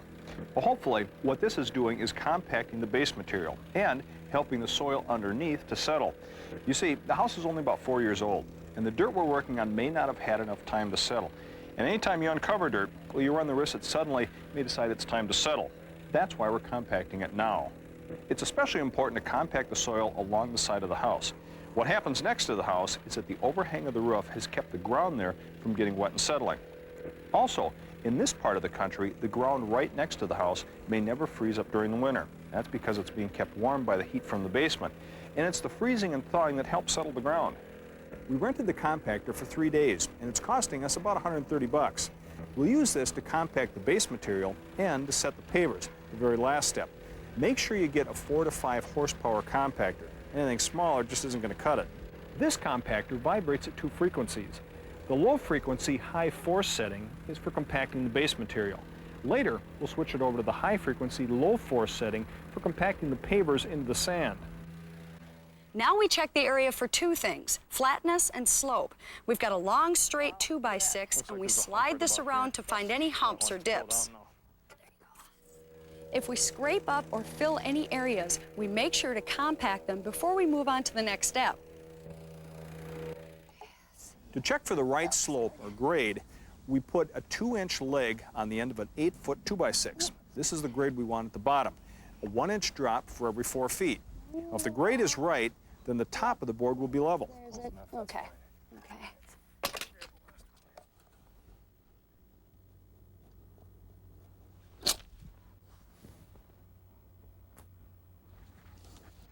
Well, now that we've stabilized the excavation with some base, we can go ahead and add some more base. But before we do that, we're going to make some marks here so we know how much we should add. So we snapped a chalk line here along the foundation. We're going to use a magic marker to make it a little bit more permanent. So what are the V's for?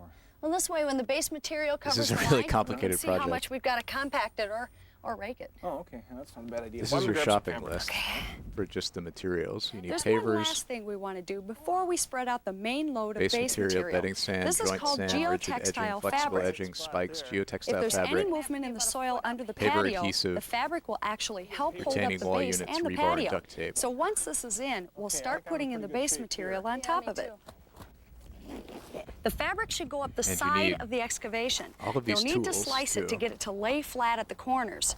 Also, run it a little bit up the side of the house and tape it in place. This will help protect the siding. In places where you may But not look need how to handsome seam, it is. make Look how sure you can overlap the pieces you'll be by able at to least a park your foot. Chevy truck on it when You you're may have done. to shop around a little bit to find geotextile fabric. It's not a typical home center item. You may end up at a big building materials supplier. Look under construction materials or contractor, equipment and supplies in the yellow pages. There are a lot of types of fabric out there that won't work as a the yellow pages. geotextile. This is filter fabric, no good. Here's the real geotextile. And don't use any of these. Petromat, weed control fabric, or geogrid.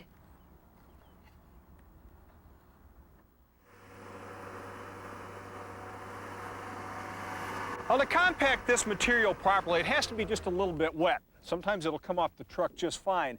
Other times it'll be a little bit too wet, other times a little bit too dry. A good way to test this is to grab a clump of it and see if it'll hold together in your hand. Now that's fine. If it's too dry, it'll just fall apart. If it's too wet, it'll ooze water as you squeeze it. If it is too dry, you'll have to put a sprinkler on it for a while. If it's too wet, just let it dry out for a while. Well, why don't you give us about 15 or 20 minutes, then we should be ready for the rest, all right? Unless you've got some really heavy equipment, it's hard to compact more than 3 or 4 inches of loose material at a time. So we're going to get all this raked out, leveled in, we'll compact it, and then we'll be ready for the next load. It's so much work.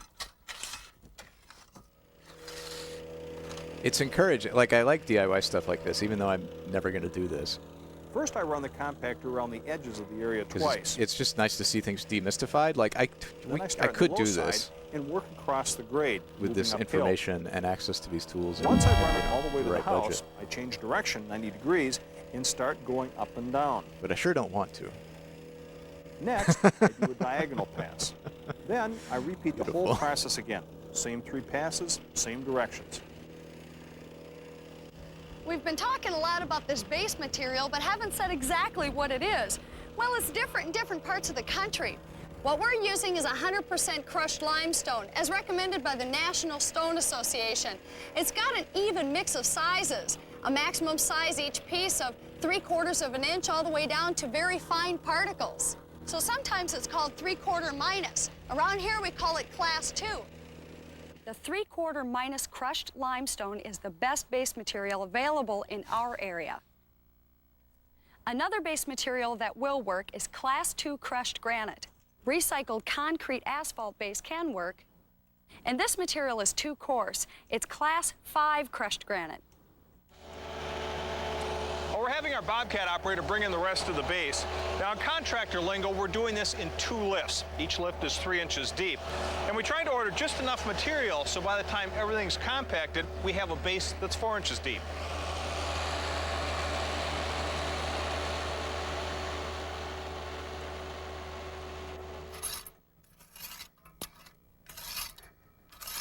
Okay, well, it's all up to us now.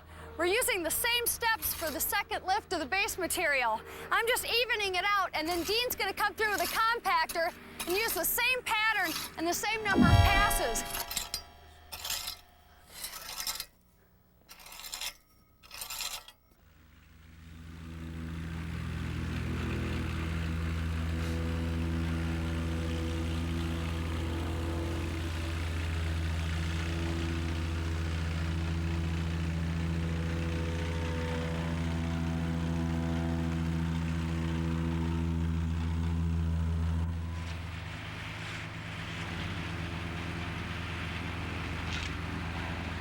Oh, he's the little guy getting dropped off.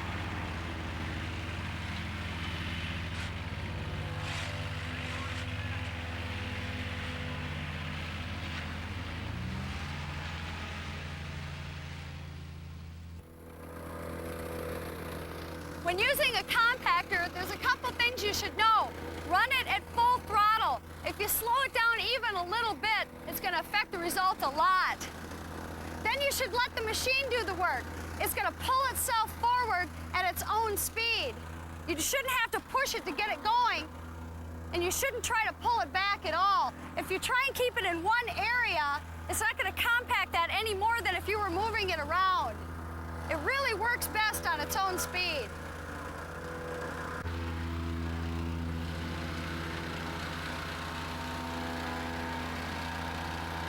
You'll find that there are areas where you won't be able to run the big compactor. You'll have to compact these by hand. One way is to use the end of a sledgehammer. If you need to compact under something, like the bottom course of siding, you can use a scrap piece of 2x and hit that with a sledge. There are also hand tampers that you can rent. Well, it looks like we're pretty much here at our marks, so that means the base is at the right height running along the house. So now we want to check the rest of it for flatness and for the right grade. God, you have to keep checking it for grade. In a few spots and then fill in other areas. And then we'll probably hit those spots with a compact just to fine tune it. You got it straight. Okay, oh, it is first I want to check sledgehammer. and make sure it's flat. How's that look? Maybe just a little higher right there. Okay. Here, a little bit here. How's that? You got a rock down there. Oh, I see. Oh, no. It's I really need to grab Got the a little bit more. Peter Okay, that Gabriel looks music good. Now let's videos check off for of grade. the CV tape. Got the level. Oop, there we go. All right, that looks good Ooh, there. nice, Can you move We're the board 18 down? minutes in and we haven't even seen them Little put level down line. pavers yet. All right. Well, that looks pretty good. Okay, I'm going to move down here a little bit. Now we know we're level against the house, and we know we have the right drop-off down each side. We're using this string to check the middle. How does that look? Why don't you try it? Lift your side up just a little bit. Yeah, there's a bit of a hump right down here by me. Okay, it's not much more than a 1/4 inch. I'll get this thing.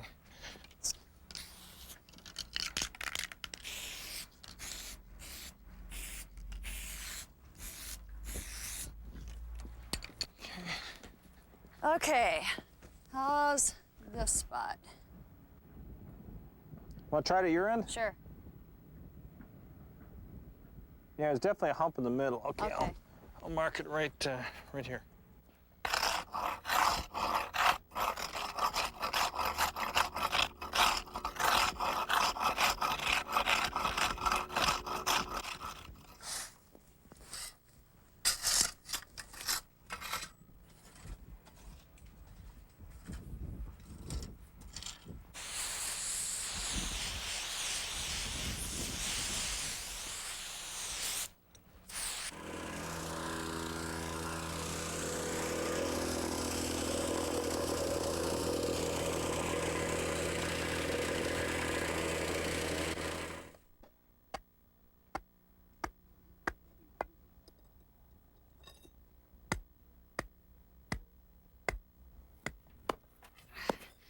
What we're doing now is building a step into the patio.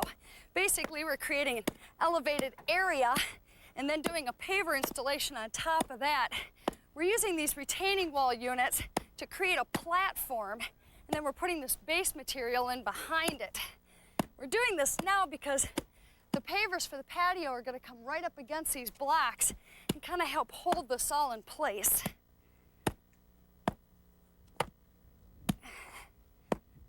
God, they're going to have to cut so many pavers.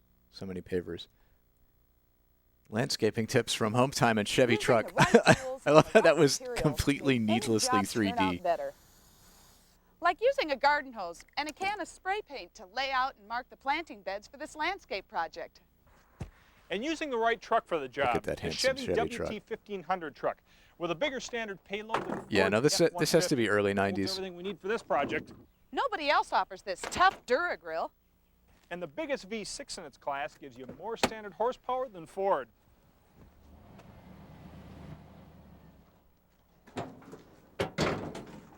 The full-size Ford doesn't offer this double-deck loading either. This Chevy lets you carry supplies on the top and tools on the bottom. For landscaping, one of the handiest tools we've come across is a sod cutter. Once you get it started, like so. Just try carrying a sod cutter in a Ford. Quickly and easily with a few well-placed kicks. And for hauling the sod away, don't worry about getting this Chevy dirty. Just spray it clean. The cargo box Can't do is that in a all welded Ford. with no exposed mounting bolts to trap water and cause rust. Ford truck beds are made of carpet. When you're ready to start planting, the Chevy Astro is perfect for bringing home the new arrival. Make sure you buy 4 different Chevys Sliding to be able to side doors effectively and do swing-out yard rear work. doors make loading and unloading your cargo quick and easy. The Astro is the only midsize van to offer the combination of all-wheel drive with standard 4-wheel. I love how this is a public television And show. it converts easily from transporting plants to transporting passengers. Oh God, that with interior. available seating for 8. That red upholstered interior. Keep coming. That's what my Good. parents' minivan looked like when I was a kid. When planting a tree, experts advise digging a hole twice as large as the tree's root ball and then mixing in manure or peat moss with a backfill. It gives the new roots good soil for quick growth. These bald and burlap trees can be heavy and awkward, but the Chevy S10 Tahoe has the biggest available V6 in its class. And with a 4.3-liter engine, Wait, Toronto Mayor Rob Ford, 6,000 pounds. who died in That's more than enough 2016? for this Are there other fast-growing Fords shrub. running Toronto? Why do they keep letting Fords run Toronto? Our last step here is covering the exposed soil with hardwood mulch. Now this keeps in moisture, prevents weed growth, and eventually decomposes into organic soil matter. You need a lot Oh, on a geez. project this big, but there's no problem getting it home. with What's wrong with Chevy's you, Ontario? four-door S10 Blazer 4x4 with the biggest V6 in its class, towing capacity of 5,500 pounds, and standard four-wheel anti-lock brakes Ford doesn't even offer. Haha, Ford. If you try and drive a Ford, you'll die. So whether your project is big or small, when you have a Chevy truck working for you, you'll be a winner. And the continued support of Chevy Truck has made Home Time a winner. So thanks to you for watching, and thanks to today's truck, Chevrolet. God, the that's trucks you can depend on, the trucks that last. that's such a shill endorsement. Like, they're really shilling for Chevy on this public television program.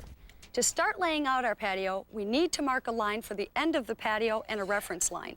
To draw the end line, we measure out from the house the length of the patio and mark the base in 2 spots. You know, usually it's just like support for this program is provided by Chevy. Line on the base. Chevy, they have trucks. Then we snap a chalk line between the 2 marks to give us the bottom of the patio. Now we need to draw a line perpendicular to it.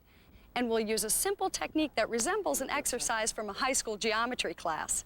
First, we mark the center point on the end line. Then we measure and mark out an equal distance to either side of the center point. We're measuring out 6 feet. It's not crucial exactly how far you measure out, although the longer, the better. And you must measure out exactly the same dimension on each side of your center mark. Now we use 2 tape measures to establish a perpendicular line. We run the first tape from one of our outside marks up at a diagonal. Then we run a second tape measure from the other outside mark crossing the first tape. We pivot the second tape until the tapes cross each other at the same measurement. Now, when we snap a chalk line from the center mark on the end line to the point where the 2 tapes cross, we'll be perpendicular to the end line. If we had needed to center the patio exactly on the house, we would have done this marking before we built up the step area. So exactly where and when you make the marks for your project will depend on the layout.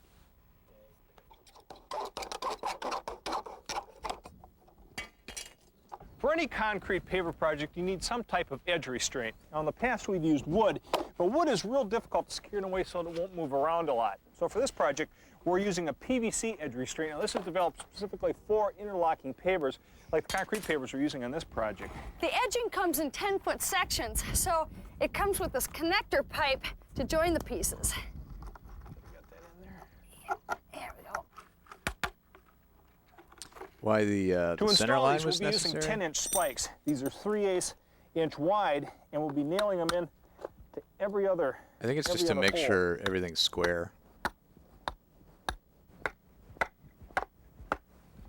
Because they got a straight line on the end, and they need to have a center line that's exactly perpendicular to that, so that they don't end up out of square. I guess. For now, we're only yeah, I putting would the have thought edging in just along like the outside edge of the patio. We'll be putting the edging in on the sides as soon as we get the pavers all laid out. I guess they You'll dug see that sometimes it works best to put the edging in first. more, Sometimes because it they're works best to putting put the edging pavers in down like first. further in than the dirt. Before we bring in the sand, we need to mark where the reference line falls on the edging and on the steps. This way we'll be able to re-snap the line after we've covered it with sand. We're using 2 cubic yards of sand for a 1-inch bedding layer over the whole patio. This much sand weighs about 3 tons, depending on how wet it is. That's too much weight for our truck to handle all at once, so we're gonna have to bring it in a few loads. You gonna pull ahead a little bit? Yeah. Okay. Well, these pipes here will give the sand the correct 1-inch depth. Now, when you pull the sand off the top, that's called screeding, and the pipes are called the screed rails. This one down. Well, the pipes need to be 1 inch in diameter, outside diameter. So be sure to check the size before you borrow or rent them. Now, this pipe is 3/4 inch inside diameter water pipe.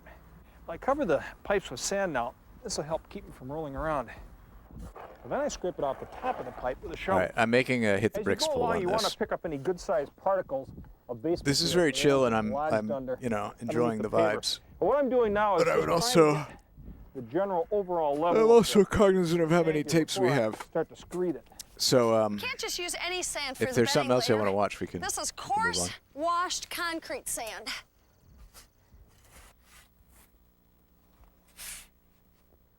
The coarse washed concrete sand will work for your bedding layer and for your joint Okay, sand. then my question for you is, what do you want to Don't ever watch? use fine mason Yeah, sand I know. like this. If you use it for the bedding layer, it won't let water travel through They're it. gonna do- they And if you still have use to it do a as whole joint driveway, sand, though. It won't lock up the pavers, and it will wash away. Throw this sand here. Okay, now we're all ready to level it out here. We cut it 2x6, so it's 6 inches longer than each side of our screed rail. Eyewitness skeleton, Well, I've without- decided, is a Halloween tape. Our screed right across our rails. Okay, yeah, we're just a little bit. Get some, We could do a different eyewitness. pretty much do it. By pulling that across the screed rails, you can see it gets everything nice and level. Okay. Grab a trowel. Okay. We set up 4 screed rails, but there are some places that you can't get to with the screeds, so we're going to use a trowel to flatten it out. So with the trowel, I'll just level off the area. Eyewitness dog is safe for like it is sleeping at the moment under my desk. Board. And I want to just kind of scrape across the top, maintaining the same level. I don't want to compact this sand at all. You're a little short, add some sand. If you have too much, pull it out. Y'all give me an eyewitness or two. Maintain the same exact. We got what? Eyewitness, sight, elephant, Arctic and Antarctic, shark, amphibian, weather, bird, and jungle. Just keep on leveling. It's important to keep the What do y'all screed feel? perpendicular to the rails, otherwise you could mess up the slope of the sand. A little bit more sand right there.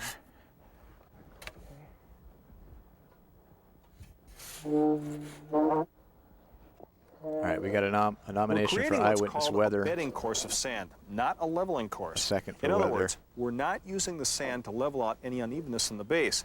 It's a 1-inch layer of sand for bedding the pavers only. If the sand layer is uneven because it's been used for leveling, it'll compact differently in different areas and will expand and contract with weather conditions differently. You'll end up with an uneven patio. For a patio like this, you should use screed rails that are between 5 and 10 feet long, but even these 10-footers aren't long enough to go all the way to the end of the patio without moving them. So we need to slide the guide rails down to the end and finish screeding. As we slide our rails down, we will leave a gap in the sand. We'll just fill those in gradually as we lay out all of our pavers. This is so much work. This is like, I was gonna, when I first saw the preview of the finished thing at the beginning, I'm like, yeah, oh, that looks so much better than just pouring like concrete. We're going to set our pavers God, in it's 2 like sections. all the big work patio of first, laying and then the tile. sidewalk area. So we're going to leave one But pipe in place outside. to make the transition from one area to the other. What that means is we didn't slide it down. So we put a second pipe in to screed off of for the bottom area here. Okay. I mean, you don't want like water pooling in your patio, and you probably don't want your patio like sinking into the earth and. Okay, well here's our reference line again on top of the sand, which means we're ready to set our pavers on the main part of the patio. We're going to start at the end and work our way toward the house. All right, we have the democracy has decided that we will hit the brakes on this. Well, we have a row of red pavers Let's, going in along the outside edge here. We call those a soldier course, and those are the first ones to go in. I'm going to make a 1-minute poll for either eyewitness weather or eyewitness elephant. I'll throw in a few Decide which one you want to pavers see. on either side of the line here. Now, one thing about these pavers is they have these spacers. When you put these against a flat surface, they have a tendency to rock to one side. So after you lay in 5 or 6, just kind of look down and make sure everything's all All right, in now line. just do that 2,000 more times. And you got yourself a patio. Ooh, this is a close poll. Y'all are gonna want to get your votes in. It's 5-4. Weather in the lead right now. Oh, great, I could use a couple of those. Here, let me grab 3 off the top there.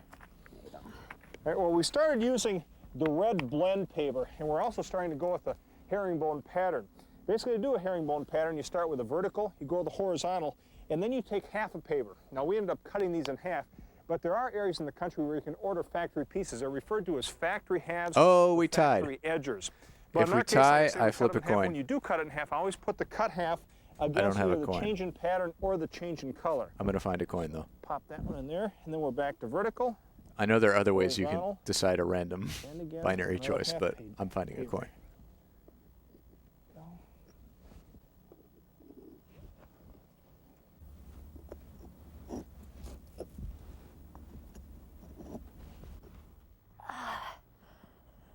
Okay, that should be enough for now, don't you think? Oh, I think so, yeah.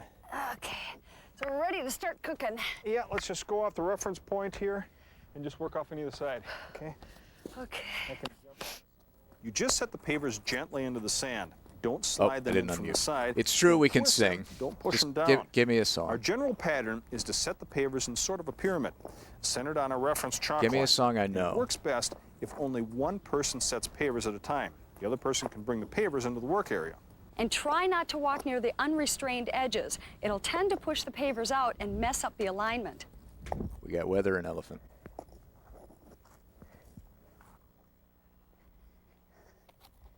These pavers are a color blend. You can see that they go from a light red on the top of the palette to almost a black down on the bottom. Old Man River, that old man River, he must know something, but don't say nothing. He just keeps rolling, he keeps on rolling along. He don't plant taters, he don't plant cotton. Them that plant some is soon forgotten, but old man River, he keeps on rolling along. Elephant. It's going to be elephant. So let's do this. All right, you now know how to do half of the job of installing concrete pavers to make a patio. So if you ever get hired on a work crew to do some stone paving, you can do the first part. Eyewitness Elephant. This one is narrated by Martin Sheen, and it is kind. It has been rewound. How do we know that elephants have long memories? How does an elephant... I dropped the tape. How does an elephant pick up a peanut? Trace the impressive history of the greatest mammal to walk the earth. Through war, pageantry, agriculture, and exploration, the elephant has developed a unique relationship with humankind and become one of the most cherished, yet endangered, animals in the world. Let's do it.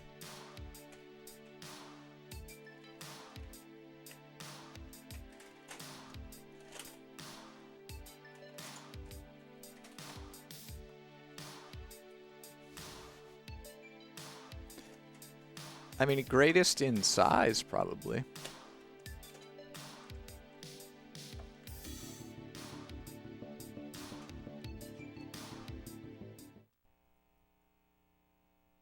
Are you ready, class? For more Eyewitness. Farewell, Russian viewers on the YouTube VOD. You will not see this.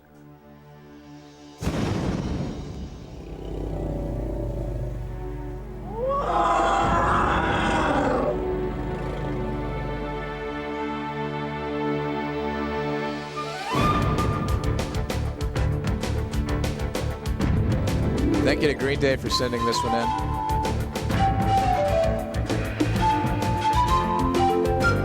Between Green Day and Jace, we've got quite a lot of Eyewitness.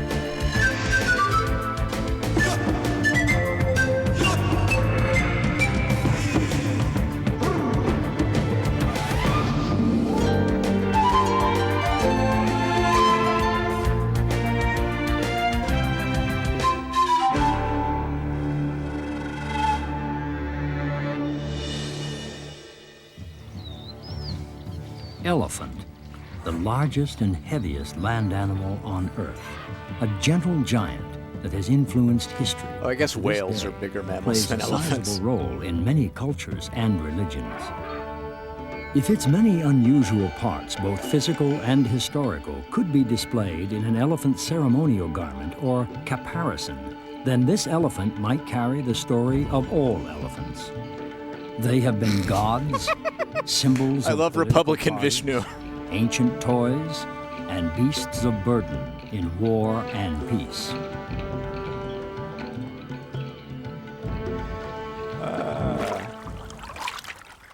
According to Rudyard Kipling's story, The Elephant Child, the elephant's trunk was made long by a crocodile, a stretch of the imagination if there ever was one. The fact is the elephant wins the largest nose in the world contest by more than a nose. The closest contenders for the Ganesha. schnoz title, It's the Ganesha. elephant seal and the elephant shrew, come in a poor second to our mighty pachyderm. Sadly, I But not all learned most of what I know about pachyderms are Hinduism elephants. from The Simpsons. The term refers to rhinos too, and simply means thick-skinned. Although elephant skin can be up to 1 inch thick, it's not their most distinctive feature. As a famous poem observes, when people call this beast to mind, they marvel more and more at such a little tail behind, so large a Fun trunk fact, before. pachyderms love cake. It's true. The trunk is actually part nose and part upper lip, a mass of 100,000 separate muscles with the power to shake down a meal. And the precision to reap the rewards. In its search for succulent leaves, the trunk can reach higher than the tallest of all animals, the giraffe. Wielding a leafy fan, it can swat away irritating flies. With a 6-gallon water capacity, it's a squirt gun that works best when it backfires. And with help from the tusks, the trunk can maneuver massive logs.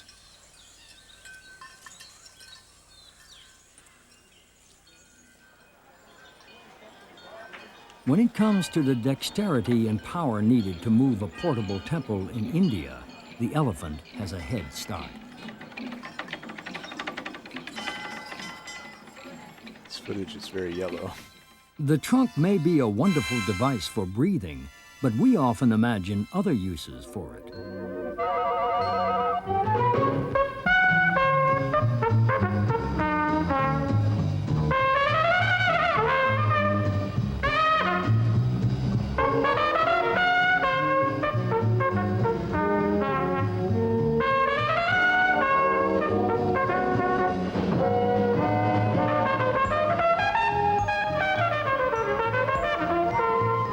Elephants belong to a family known as Proboscidea, or animals with a trunk.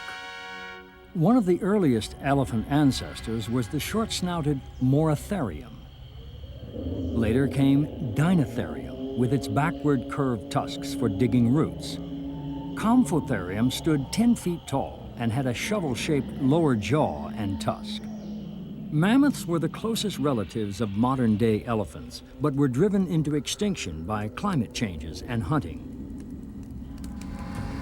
The first complete mammoth was discovered in 1799 by a Russian fisherman peering into a wall of ice. Mammoths frozen for over 40,000 years have been found in the icebox of Siberia. Some of the most impressive mammoth bones and tusks have come from the homes of ancient peoples.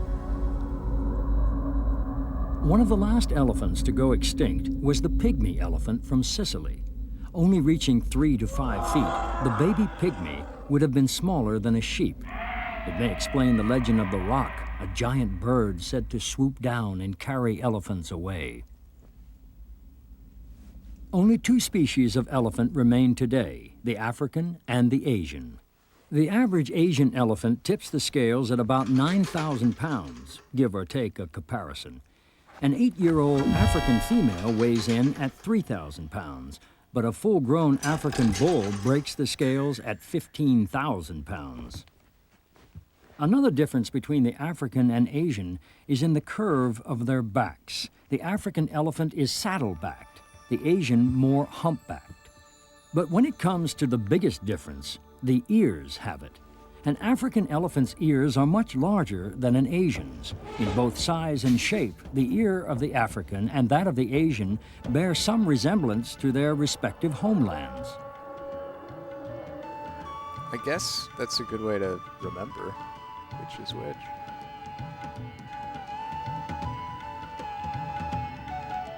A lesser-known difference, but very significant, is in the grip tips, or fingers, of the elephant's trunk. The Asian elephant has one triangular finger at the end of its trunk and grips by pressing this against the broad underside of the trunk. Oh, elephant mouth is so weird. The African elephant has 2 opposing fingers, and because of this additional finger, can pick up anything, from a banana to a tiny seed. It can even turn the pages of its own storybook. Elephant lore. With such precise fingers, it's no wonder that the Sanskrit word for trunk, hasta, is the same as for hand, and the Sanskrit term for elephant means animal with hand. Elephants even greet each other with their trunks, their own version of a handshake.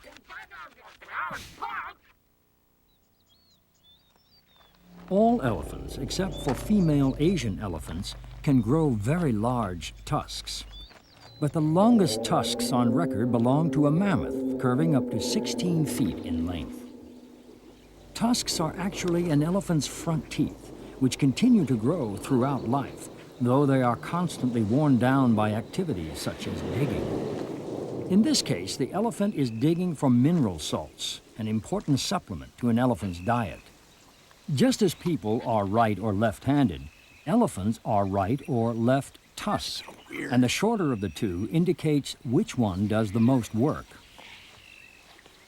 For young elephants, like that knee tusk bending to sparring kneel is down. not only fun, It's but just good so training strange for that future bouts. they can support that much weight, and When they're like adults, kneeling they'll and have to getting fight back up. other males for territory. And their and little legs females. just look like Muppet legs. They're so like jiggly. Tusks can be lethal weapons, and some fights You'd between expect them to huge be, like, tuskers solid. end in death. They're not.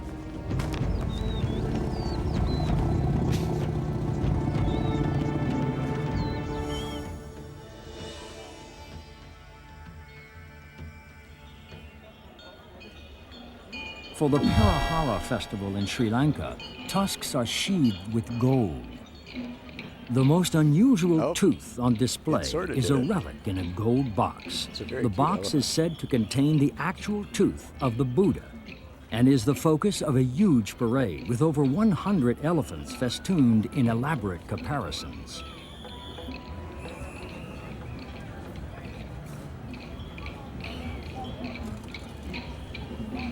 The festivities continue long into the night, illuminated by torches, and the hundreds of lights and mirrors adorning the elephant caparisons.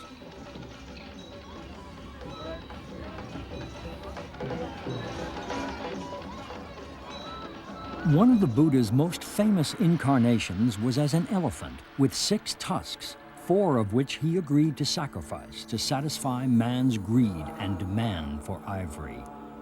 Elephants with 4 tusks, and even 7, have actually been recorded, the result of a deformity in the tusk root. Tusks grow about 7 inches a year throughout an elephant's life, and who knows, maybe one of this African's tusks will surpass the largest elephant tusk on record, 12 feet long and 235 pounds. As well as inspiring awe, such tusks have also inspired greed. But why has elephant ivory, or white gold, always been so desirable? Ivory is easily carved, durable, pleasing to the touch, and until recently, readily available for the taking. Although ivory was used to make some of the earliest works of art 27,000 years ago, today's demand threatens the elephant's survival.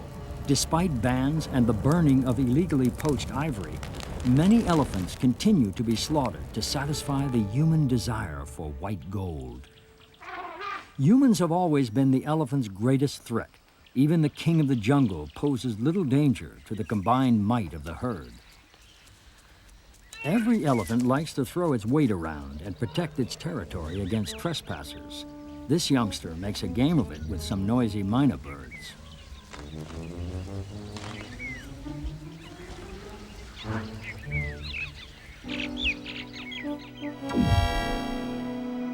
Although an elephant's front teeth get most of the attention, it's their massive molars that put in the longest hours. That elephant is drunk. They have 2 in the top jaw and 2 in the lower. With the wear and tear of almost non-stop eating, they go through 6 sets of molars in a lifetime. These voracious vegetarians spend up to 3/4 of their day chowing down, making them the biggest eaters on land. Clearing 220 to 450 pounds of vegetation a day also makes them the biggest weed whackers. Elephants are still the largest single influence in clearing woodland and creating the open grasslands of Africa. Peanut gun. Unfortunately, such monstrous appetites don't differentiate between what grows wild and what people cultivate. If anything, They prefer the tastier human produce, making them multi-ton pests to local farmers. If a farmer's crop is as high as an elephant's eye, a real one, it can mean disaster.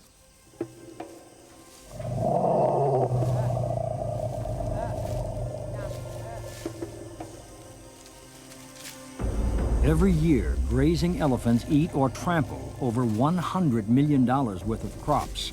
Who can blame the farmers for trying to drive them off?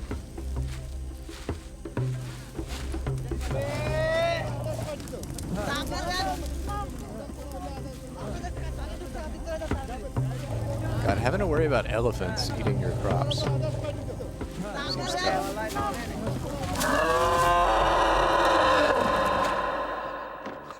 Elephants are easily frightened away by fire and loud noises.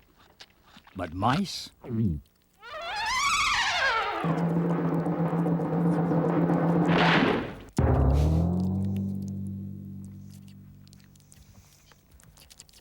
Just an old wives' tale.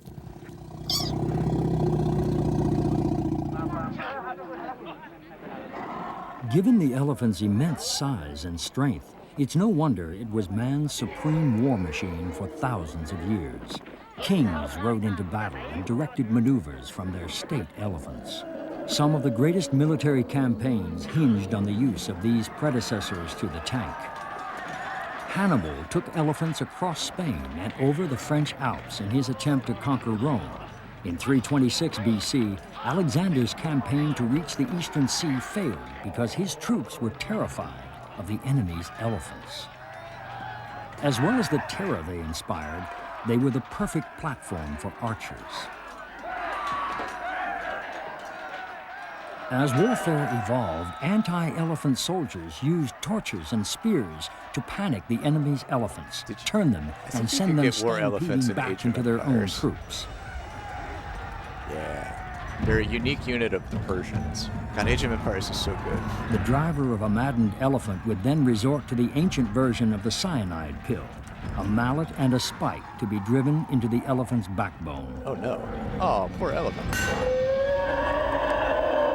Fortunately, this is only a nightmare of the distant past. With the advent of firearms 500 years ago, elephants were relegated to the supply lines, and as recently as the Vietnam War, elephants were still being used to move equipment down the Ho Chi Minh Trail. It's the elephant's foot that makes it such a superior off-road vehicle.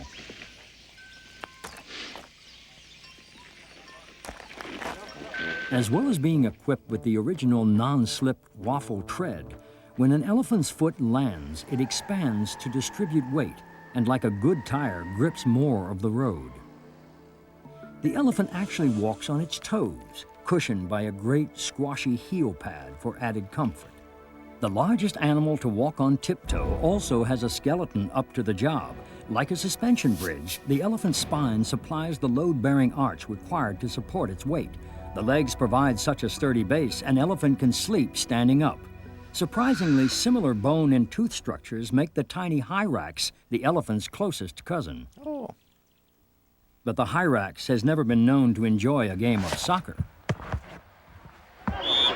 At elephant festivals in Thailand, elephants love to show off their skills.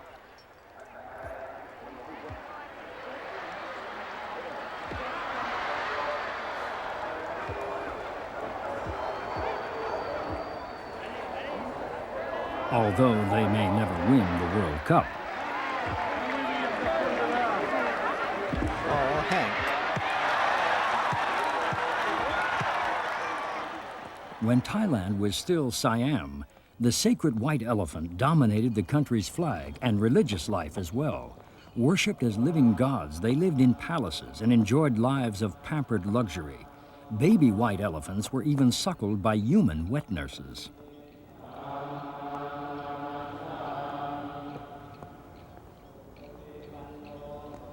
When a new temple was to be built, a white elephant was set loose to find the sacred site.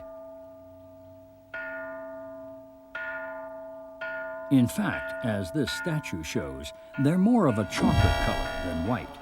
They inspired carvings in gold as well as life-size stone effigies that sometimes became the temple's foundation. Oh, that's great. In ancient Siam, elephants were also used as executioners. When the king declared, "In with his head," the doomed man was placed under an elephant's foot and crushed. In the wild, elephants rarely kill people. A mother protecting her young can be dangerous, but usually she'll just keep her body between her child and any threat. Being overprotective comes with good cause. A baby elephant spends 22 months in the womb, over a year longer than a human baby.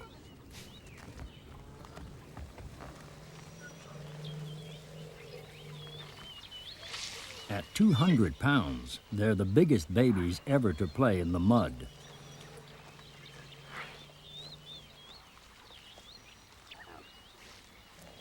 A baby's arrival is also important to the herd, which helps with babysitting and can offer a push when needed. With an average lifespan of 70 years, an elephant's childhood lasts as long as ours.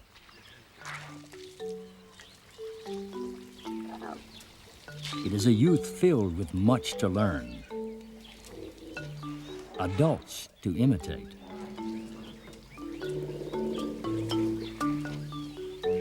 Is Marty Stouffer and lots ever of raised time an for orphan play. elephant baby, though? I bet he can do it.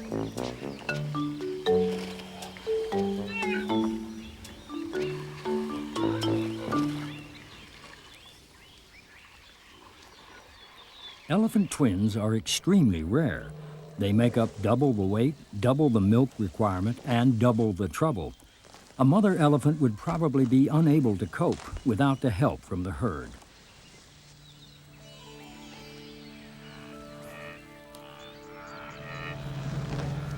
Led by a dominant female, usually an old grandmother known as the matriarch, female elephants herd together in small groups of about 10, including the youngest.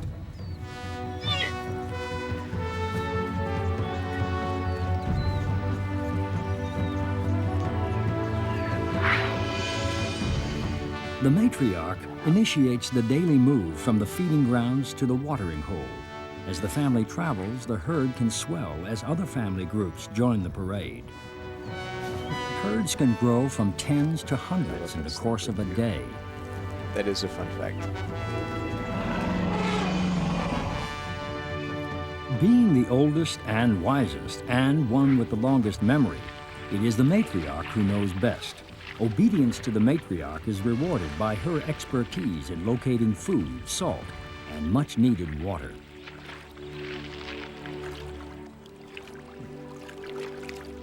Though she has the hefty responsibility of handing down her knowledge to her daughters, like any other elephant, she can't resist the opportunity for a swim.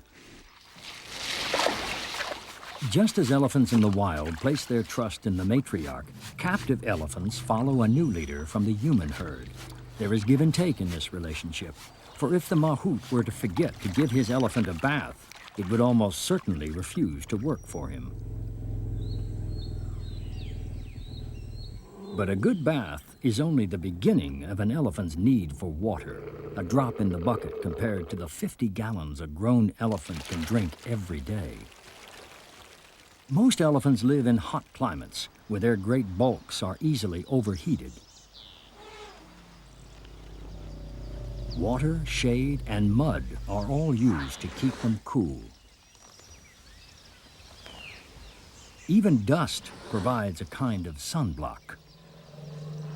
Ears can help too. They have a thin skin and thick veins. When flapped, air rushes over the veins, which release excess heat like a car radiator. For thousands of years, elephants have been tamed and trained by people. But African elephants have never been trained as successfully as their Asian counterparts, few getting past the most difficult part of accepting riders on their backs. Asian elephants, by contrast, are easier to train and take better to being ridden. They can follow commands within weeks, quickly mastering nearly 100 separate instructions, making elephants the most intelligent of all domesticated animals. One of the first things an elephant learns is to hold a rope, which this African elephant can manage easily. Though people have long thought the African elephant too wild to train, it may have more to do with the fact that Africa has never had the same elephant culture as Asia, where it continues to thrive today. In many remote areas of Southeast Asia, it's still more economical to use elephants than modern machinery, which makes them prized labor-saving devices. A well-trained elephant can cost from $20,000 to $40,000. Well worth it considering the man-hours that can be saved by these powerful and hard-working animals.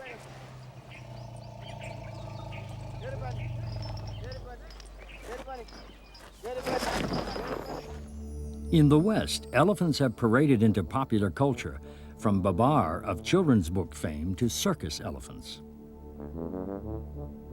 Some have even played oversized nannies.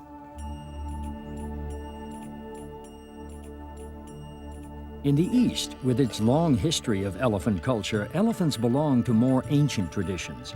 Hindus worship Ganesh, god of students, teachers, and exams.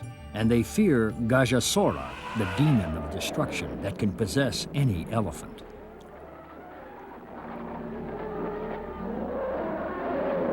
A destructive rogue elephant is very much a reality, but there's good reason for its dangerous behavior. Must is a glandular condition that affects male elephants or bulls about once a year. During must, they seek out females and may become extremely aggressive. Unpredictable behavior is one reason adult males are not tolerated in female societies. Bulls may form loose herds, but they never approach the social complexity of the female herds. Some males set out on their own, and recently scientists discovered that they keep in touch with the female herd by using sounds well below the human hearing range. Infrasound is generated within the swelling forehead and is so low that 2/3 of elephant communication can't be heard by humans. Infrasound creates ripples in the water by its vibrations and can travel over 5 miles. So if 2/3 of what an elephant hears is below human hearing, then to an elephant, Tarzan must have sounded like a falsetto.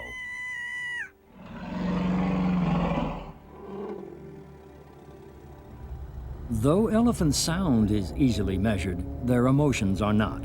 Observation of their behavior toward elephant remains, such as these skulls, suggests that they mourn their dead and experience a kind of grief. Such observations have contributed to the romantic notion of elephant graveyards.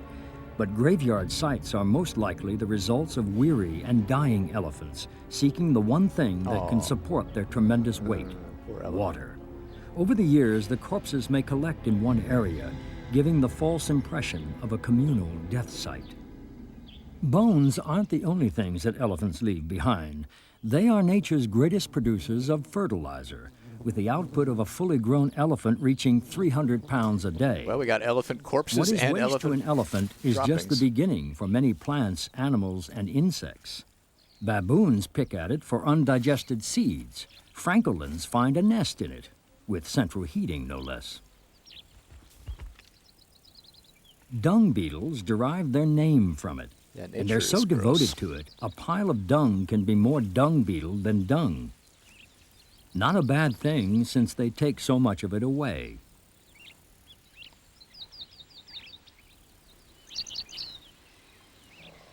When water and food are scarce, elephants can teach us a lot about recycling our own waste. Providing the stuff of life for many dung-dependent species is only one of the many landscaping services elephants perform for their community. Many seeds depend on elephants for dispersal and propagation for the next generation. Everywhere elephants go, they transform and reshape the landscape. They pull down trees, break up bushes, carve out rocks with their tusks, create salt licks for all to use, and with their broad feet cut trails that may be used for thousands of years. The multitude of effects on the habitat has led scientists to describe elephants as a keystone species. And like the keystone of an arch, if the elephant were removed, then the entire ecosystem of the vast African grasslands could collapse.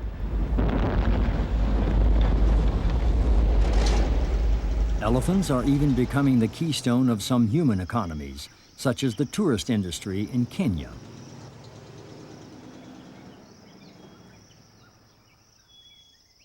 In providing a solution to human needs, the elephant performs a role it has long played in Buddhism. For in Buddhism, the elephant symbolizes the bodhisattva, the one who brings salvation from worldly entanglements by sharing its wisdom. If the elephant does carry the wisdom of the ages, how appropriate then that in China the phrase, "to ride an elephant," sounds the same as the word for happiness.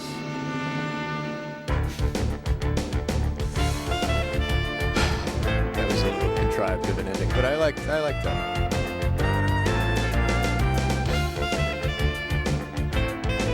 That was classic, like, is this series 2?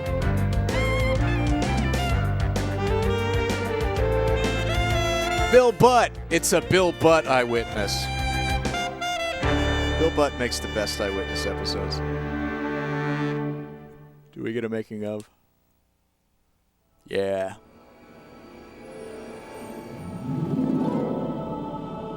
Alright, I hope they teach us about how they got that elephant to open the book.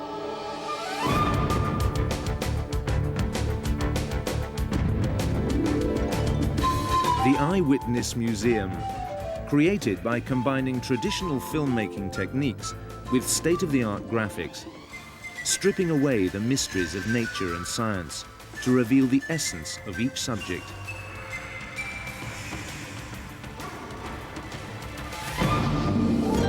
Bringing the world into sharp focus.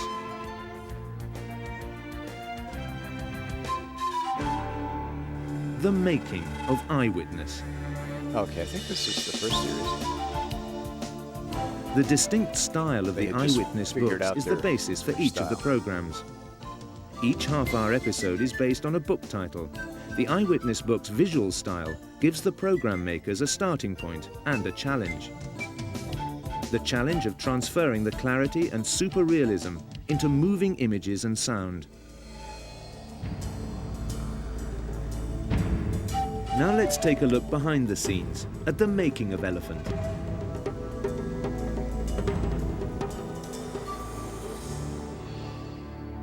So we got an elephant, we got a camera. The caparison which draped our large Asian elephant was commissioned for the Eyewitness program and made to measure for our elephant. Oh, wow.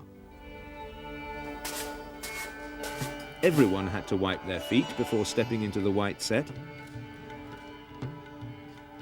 To achieve movement in the shots of our elephant in the shortest time possible, we used a camera system called a hothead. The camera moves were well rehearsed before the animal was brought onto the set.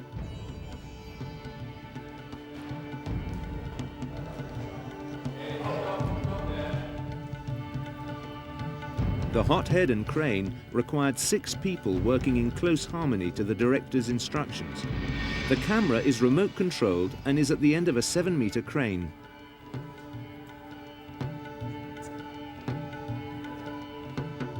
The cameraman sees the shot through a monitor and controls the camera with wheels.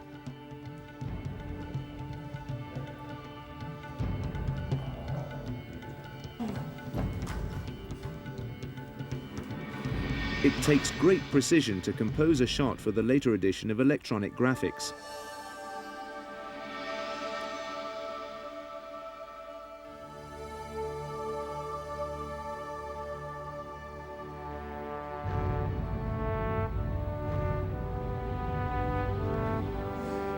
Everyone on the set fell in love with our small African elephant.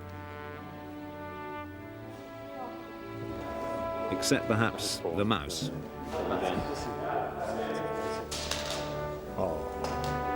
I'm bringing the mouse. Our filming proved that elephants are not in fact frightened of mice. A different approach was needed to illustrate the myth. An animation was commissioned which used our real mouse and a make-believe elephant. Here, here. Our real elephant was keen to get to know the mouse, but the mouse had other ideas and sought the sanctuary of the camera. The Eyewitness graphics design team created a montage of exotic fruits to demonstrate an elephant's eating action. The art department created a mountain of food to show how much the animal eats in a day. This artistic presentation was lost on our elephant, who demolished it within minutes. I like this behind the scenes. They clearly had a memorable time with this elephant.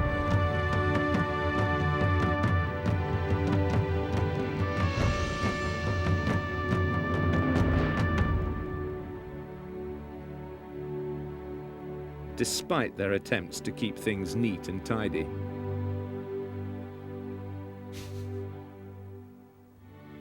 Delicious hay. Hey! We did it. Oh! Whew.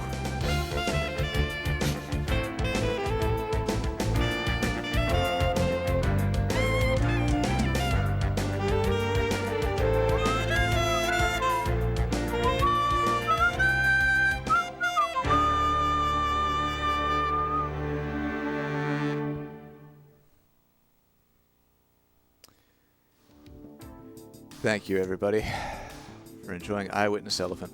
I think we will watch Eyewitness Weather as our next Eyewitness tape the next time we get around to that. But for now, I think I'm going to hit the bricks. Thank you all for being here. I'm going to be back on Monday, 10 a.m., more tapes, more fun. And, yeah, what else is going on? What's going on with y'all? How y'all doing? What'd you learn? We got Little Lulu. We got Nurse Tape. We got Wacky Babies. We almost learned how to do a full job of a patio installation. And boom, elephants. Yeah, the mouse hit the bricks too. All right. Well then. Yeah, Monday, 10 a.m. Be here. More tapes. Hope you have a great weekend. Enjoy it. Do something nice for yourself. See you around. Stand back. Stand back.